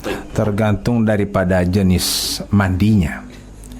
Anuta molihu bo asali molima mutao memang lolihu bo tak betul anggota sama dengan sholatin riki artinya kan. Jadi botia molihu memang diibaratkan oleh Rasulullah itu seperti halnya orang mandi, tapi jenis mandinya beda. Jangan sampai memolihu lo taluhu dia mau pakai sabongi, artinya dia muhdede gaga. Itu juga sholat. Kalau kita khusyuk dalam sholat, kita tumaknina dalam sholat, ini akan menggugurkan dosa. Mungkin seperti itu, jangan sampai, karena di surat Al-Maun kalau tidak salah, rugilah orang yang sholat. Fawailul lil musallin. Bagaimana itu Ustaz ya? Itu ya. Jadi orang yang merugi sholat itu dua. Pertama, dia menyia-nyiakan sholat, dan yang kedua adalah dia sering terlambat dalam sholat. Ya. Jadi fawailul lil musallin. Celakalah orang-orang yang sholat tersebut. Terlambat dalam artian ke masjid atau hanya tidak mengutamakan waktu utama sholat. Dia terlambat itu dalam artian dia tidak mendapatkan jamaah. Begitu ya. Dia tidak mendapatkan jamaah sholat. Ya, makanya coba lihat kenapa Imam Ahmad itu beliau itu sangat menekankan jamaah. Ya, kenapa beliau itu kalau di mazhab Hambali itu wajib sholat di masjid. Beda dengan mazhab Syafi'i, sholat di masjid itu hukumnya fardu kifayah. Ya, bukan fardu ain. Ya, itu kenapa? Karena kalau kalau sholat di masjid itu mendapatkan jamaah, sehingga mazhab Hambali maksud beliau juga berpendapat kalau misalnya ente masjid syaratnya harus ada jamaah. Karena apa? Tujuan kita sholat di masjid itu tujuannya apa? Untuk mendapatkan jamaah. Maka kita sholat di rumah juga usahakan tujuan yang kita dapat itu sama dengan yang kita dapatkan di masjid. dengan kita mendapatkan jamaah tersebut. Maka itulah pentingnya kita untuk memperbanyak sholat 5 waktu. Dan kenapa sholat ini termasuk penggugur dosa? Ya. Pernah di zaman Nabi Muhammad SAW, Nabi hadis yang terkenal, hadis Humran, yang dimana Nabi Muhammad SAW mengajarkan kepada para sahabat Nabi tentang tata cara wudu. Ya. Setelah Nabi Muhammad SAW memberikan petunjuk kepada Nabi Muhammad kepada para sahabat Nabi Muhammad SAW tentang tata cara wudu, maka Nabi setelah itu Nabi mengucapkan dengan sebuah perkataan, man tawadda'a nahwa wudu'i hadza thumma shalla rak'atain la yuhaddits fihi ma nafsah ghafarallahu lahu ma taqaddama min dzambi. Barang siapa yang berwudu seperti wuduku ini, dia berwudu seperti wuduku ini. Tsumma shalla rak'atain, kemudian dia salat 2 rakaat. La yuhaddits fihi ma nafsah, tidak ada keraguan dalam dirinya. Ghafarallahu lahu ma taqaddama min dzambi. Maka Allah Subhanahu wa taala akan mengampuni dosanya yang telah lalu. Ini menunjukkan kepada kita betapa pentingnya kita memperhatikan wudu kita, ya. Karena apa? Wudu itu akan menggugurkan dosa kita. Ya, kata Nabi tadi apa? Barang siapa yang wudu sesuai dengan wuduku ini. Jadi berarti wuduku ini tentunya wudu Nabi tidak asal-asal. Jadi butia wanu membasuh tangan, dosa tangan juga tak terkeluar membasuh muka juga, dosa hidung, dosa mata, dosa mulut itu keluar dengan air begitu ya Ustaz ya. Nabi memberikan analogi seperti orang mandi itu Jadi setelah itu apa? Kata Nabi Muhammad SAW, barang siapa yang berwudu seperti wuduku ini, kemudian tidak ada keraguan dalam dirinya. Kata Nabi apa? Ghafarallahu lahu ma taqaddama min dzambi. Maka Allah Subhanahu wa taala akan mengampuni dosa yang telah lalu. Lihat, ini baru berwudu. Belum lagi dia melaksanakan salat. Nabi memberikan dengan dengan lafaz teks yang panjang, Itu salat dengan dianalogikan dengan mandi, mandi. Kalau salat 5 waktu berarti sama dengan mandi 5 kali. Maka tidak mungkin, bagaimana mungkin akan ada lagi kotoran dalam diri kita. Thayyib. Jadi boleh saya katakan bukan memperbanyak salat 5 waktu. Selalu mengerjakan sholat 5 waktu. Kalau memperbanyak mau jadi 6 waktu. Jadi itu Ustaz ya, atau 7 waktu. Tapi selalu menepati waktu sholat 5 waktu dan tidak pernah meninggalkan sedikit pun. Karena mungkin tidak ada alasan Ustaz kalau untuk tidak melaksanakan sholat ini. Wanu puasa alasan ini ya. Wanu mongoto dia malim puasa. Tapi kalau sakit bisa sholat. Dia mali bala-balato, aja mali tiu-tiu hulo, wan dia mali hulo, bala-balato. Wan dia mali bala-balato, ya poli bolo hempoi leila pemato. Wan dia mali hempoi leila pemato, bolo heto mayalo. Wan dia mali tomayalo, ya bolo lata-lata biali. Jadi pendengar yang sama dirahmati Allah Subhanahu wa taala, makanya sholat ini disebut sebagai penggugur dosa karena spesial. Saya sebutnya spesial karena ini diterima langsung oleh Rasulullah SAW pada waktu Isra Mi'raj. Benar itu Ustaz ya? Kedua itu Ustaz, kira-kira bagaimana kesana ini? Jadi Isra dan Mi'raj itu Nabi dengan menerima salat dengan Isra dan Mi'raj ini menunjukkan kepada kita bahwa salat itu adalah ibadah yang sangat tinggi dibanding ibadah yang lain. Ya, karena Isra Mi'raj ini kan barusan kita memperingati di bulan Sya'ban kemarin. Di bulan Rajab maksudnya. Rajab Di bulan Rajab, 27 Rajab itu 27 Rajab benar. Jadi di bulan Rajab yang kemarin, 2 bulan yang lalu. Maka kenapa demikian? Dengan adanya Isra dan Mi'raj Nabi Muhammad SAW ini menunjukkan bahwa salat itu lebih tinggi. Artinya ketinggian itu 2. Kalau orang mengerjakan sholat dia tinggi pahalanya, orang meninggalkan sholat juga tinggi dosanya. Tinggi juga dosanya. Jadi ketinggian sholat itu 2 juga yang tinggi. 2 pahalanya tinggi kalau dia mengerjakannya, dan tinggi juga dosanya apabila dia meninggalkan sholat tersebut. Bahkan ada orang yang mengatakan kalau orang yang tidak mengerjakan sholat sama dengan orang kafir Ustaz ya. Karena memang sudah meninggalkan perintah yang benar-benar yang diterima oleh Rasulullah pada saat Isra Mi'raj. Tapi para ulama meninggalkan sholat. Ada namanya tarkus sholah, hukmu tarkus sholah, hukum dalam meninggalkan sholat. Jadi ulama berbeda pendapat. Ada yang berpendapat bahwa kalau dia meninggalkan sholat karena malasnya dia, maka dia tidak sampai kafir. Dia hanya sampai fasik. Tetapi kalau dia meninggalkan sholat karena mengingkari kewajiban sholat, lihat, ingat ya, karena mengingkari kewajiban sholat, sampai maka itu sudah mengingkari kewajiban sholat. Maka kalau orang seperti ini, ulama sepakat bahwa itu adalah kekafiran yang nyata. Kalau Ya. misalnya Tio Boiletul Husu, mai lantingan mutabia itu mungkin Dia itu belum sampai kafir. Ya. Masih fasik gitu ya. Ya, masih Ustaz, fasik, ya, Ya. masih fasik. Tapi kalau dia sudah meninggal, sholat subuh itu tidak wajib. Kalau dia sudah mengatakan demikian, berarti itu adalah sebuah kekafiran yang nyata. Taib. Berarti mutabiati kan mau ela Allah Taala cukup mau milih hemat Allah sudah mau hal itu. Itu berarti kafir itu Ustaz ya. Jelas itu. Ya. Ini saja dogo hemo padu-padu ngauti. Ya. Itu Nabi masih kakinya luka-luka. Ya. Nah, Aisyah pernah bertanya, wahai Yang Nabi, sudah dijamin Allah. ya, Allah. Nabi telah ditanya oleh Aisyah radhiyallahu taala anha, mengapa engkau masih sholat wahai Nabi? Ya. Padahal dosamu telah diampuni oleh Allah Subhanahu wa Padahal taala. sudah dijamin masuk surga. Masuk surga lagi ya. Tapi apa kata Nabi Muhammad SAW? Afalam akunu abdan syakur? Tidak bolehkah saya menjadi hamba yang bersyukur? Ya, Ya. Jadi Nabi Muhammad SAW, beliau itu sekelas Nabi, ini sekelas Nabi. Dongko padu-padungo. Ya. Jadi kalau ada orang yang menolak padu-padungo itu berarti lebih dari Nabi dia kalau begitu. Madi doa syukur. Manusia dia syukur. Artinya Rasulullah saya bersyukur ketika dengan jaminan surganya, ketika diberikan kehidupan seperti ini, dia bersyukur bahwa dia dipanjangkan umurnya oleh Allah Subhanahu wa taala untuk senantiasa beribadah, dia bersyukur. Nah, sholat itu adalah bagian daripada bersyukur kepada Allah Taala, karena baru begitu takbir langsung Alhamdulillahi Rabbil Alamin gitu Ustaz ya. Jadi langsung syukur yang duluan. Ya. Jadi pendengar yang sama dirahmati Allah Subhanahu wa taala, kadang orang puasa, benar-benar puasa tapi tidak sholat. Walaupun itu Ustaz itu mati Itu men itu namanya. Kalau dalam hitung-hitungan itu men. Minus ya. Minus, iya. Puasanya sah, tapi Puasanya sah, tapi dosanya lebih besar daripada pahala puasanya. Iya, Itu subhanallah. dosanya, karena itu yang saya bilang tadi.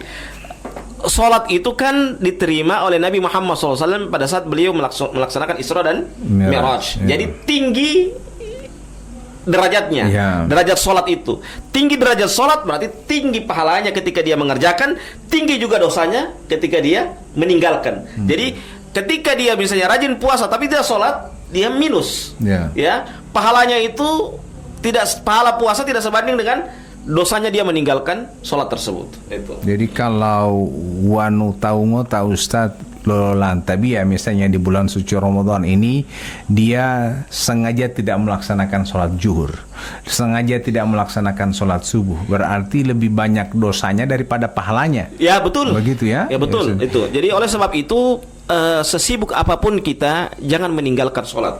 Saya belum mempermasalahkan orang sholat di masjid ataupun sholat di rumah. Yang penting dia sholat. Itu sholat dulu. Iya. Potabiapo. Iya. Sebagai tanda ketundukan. Sebagai tanda bahwa kita sebagai seorang hamba. Iya. Sebagai tanda kita bukan orang yang sombong.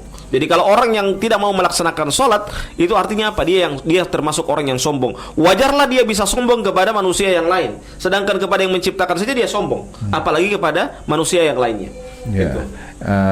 Baik, masih dalam pembicaraan tentang hal-hal yang akan menggugurkan dosa, dan di antara itu adalah sholat 5 waktu. Kita jaga sholat 5 waktu kita, jangan sampai kita tinggalkan. Selain itu akan menggugurkan dosa kita, juga akan menjadi penolong kita ya Ustadz ya, karena ketika akan meninggal dunia, upara kisalio pertama itu tabianto.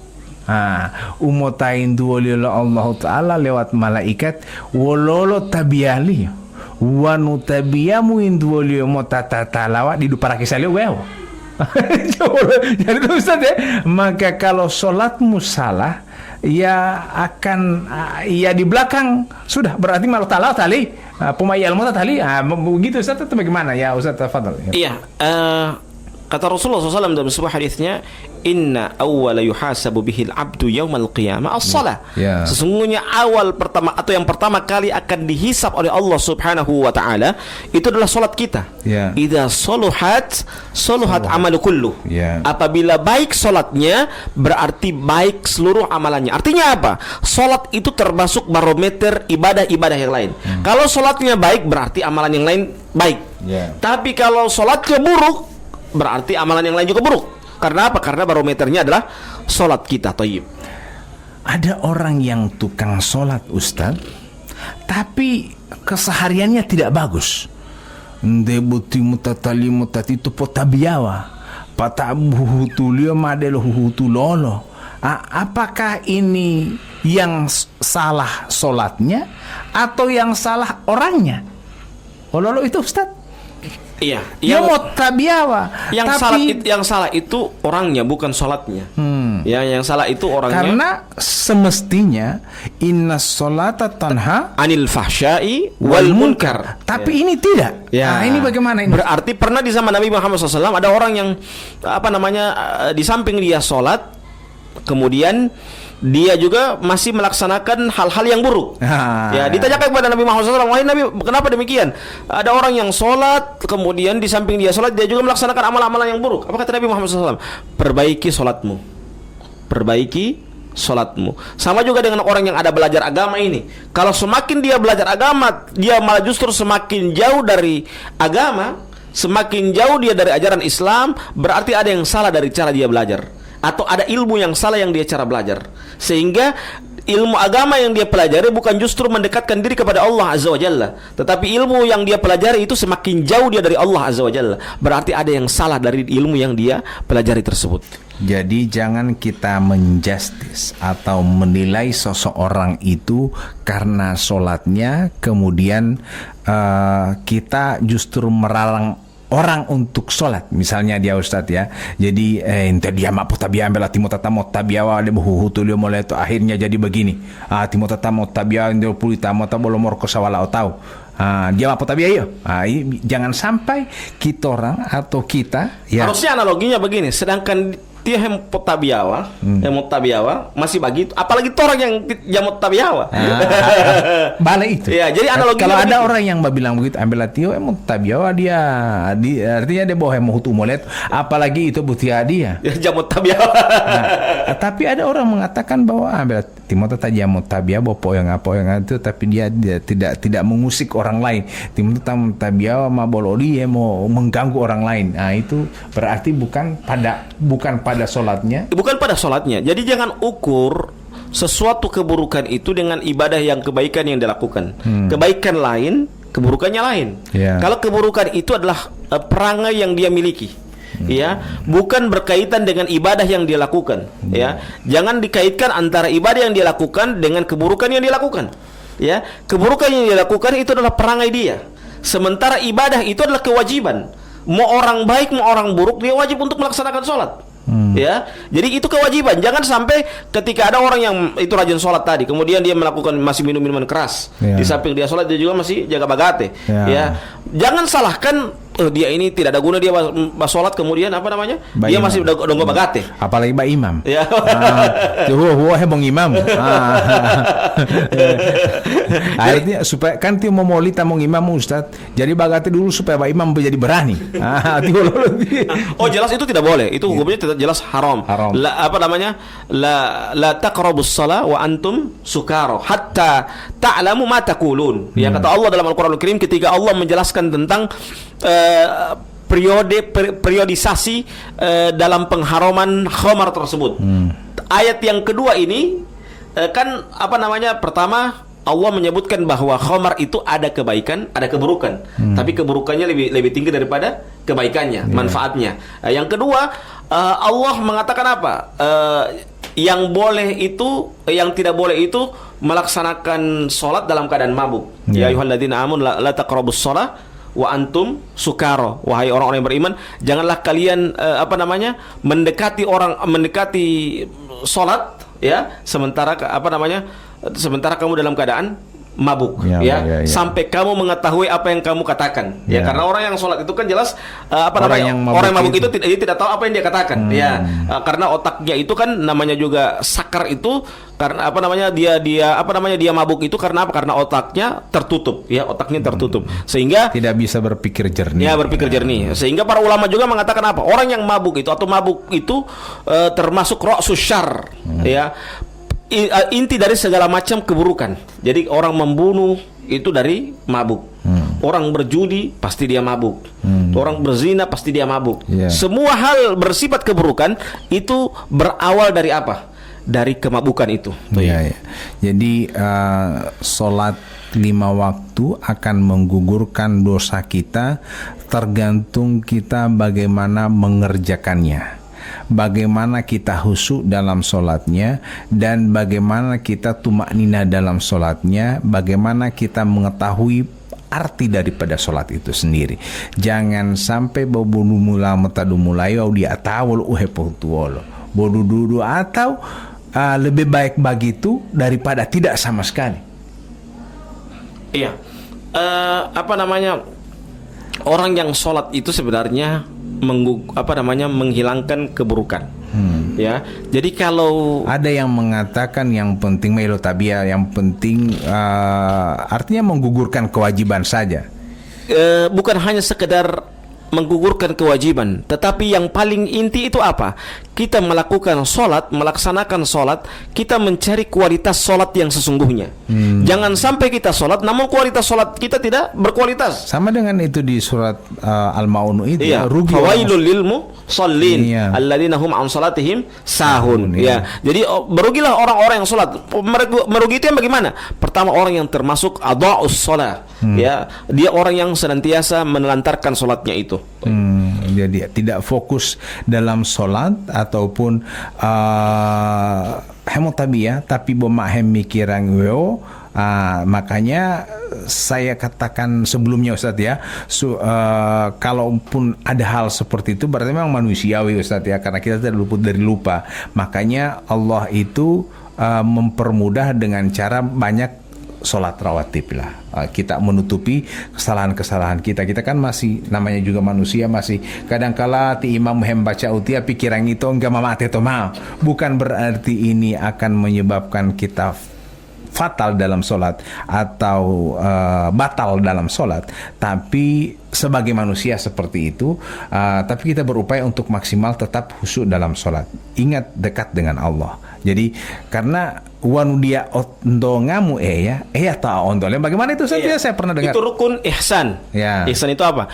An ta'budallaha ka'annaka tarahu. Ya. Engkau beribadah kepada Allah seakan-akan engkau melihat Allah. Fa illam takun tarahu fa innahu yaraka. Kalau kamu tidak melihat Allah, ketahuilah bahwa Allah melihat kamu. Itu maksudnya. Jadi ini termasuk rukun ihsan, ya. Jadi ini yang kita yakini pada saat kita melaksanakan rukun atau melaksanakan sholat itu, karena yang kita melaksanakan sholat ini, yang kita yakini adanya rukun ihsan tersebut. Karena dia tahu tuh itu betul ham tabi ada olita kan ya, kita orang tidak tahu ini sebenarnya sholat ini sedang berbicara dengan siapa. Atau berhadapan dengan siapa, maka turunlah rukun ihsan itu ya Ustaz. Wan dia untuk ngamu wa tama ondolem. Begitu Ustaz ya. Baik pendengar yang sama dirahmati Allah Subhanahu wa taala, semoga salat kita ini tidak akan pernah kita tinggalkan dalam apalagi selama bulan Ramadan. Dan Ramadan ini kan dijuluki dengan ayyam ma'dudat. Hari yang bisa dihitung. Ya 29 30 hari lah ya. Jadi kita sabar dulu 29 30 hari itu. Mungkin Allah sementara mendidik kita menjadi orang yang bertakwa. Jadi kita sabar dulu itu dengan gemblengan dari bulan suci Ramadan tersebut. Ya, popo lutua mau betia Ramadan sebagai madrasah. Lutua mau betia puasa Ramadan atau bulan Ramadan sebagai tempat kita sekolah. Dia mau tapu mau sertifikat, lo tapu mau ijazah, ila patamo ta sekolah ma didu popuhunalo betia ijazah. Akhirnya kan dia ilhunalio betia uilo tapunto. Itu berarti dia sekolah itu hanya merebut nilai. Ada orang yang orang sekolah itu kan dua. Ada orang yang sekolah dia mau merebut nilai. Ada orang yang sekolah hanya ingin dia fokus dengan mendapatkan kualitas dirinya, yaitu ilmu. Ya, kalau kita sekolah benar-benar untuk mendapatkan kualitas diri, yaitu ilmu, pasti kita akan menjadi orang yang hebat.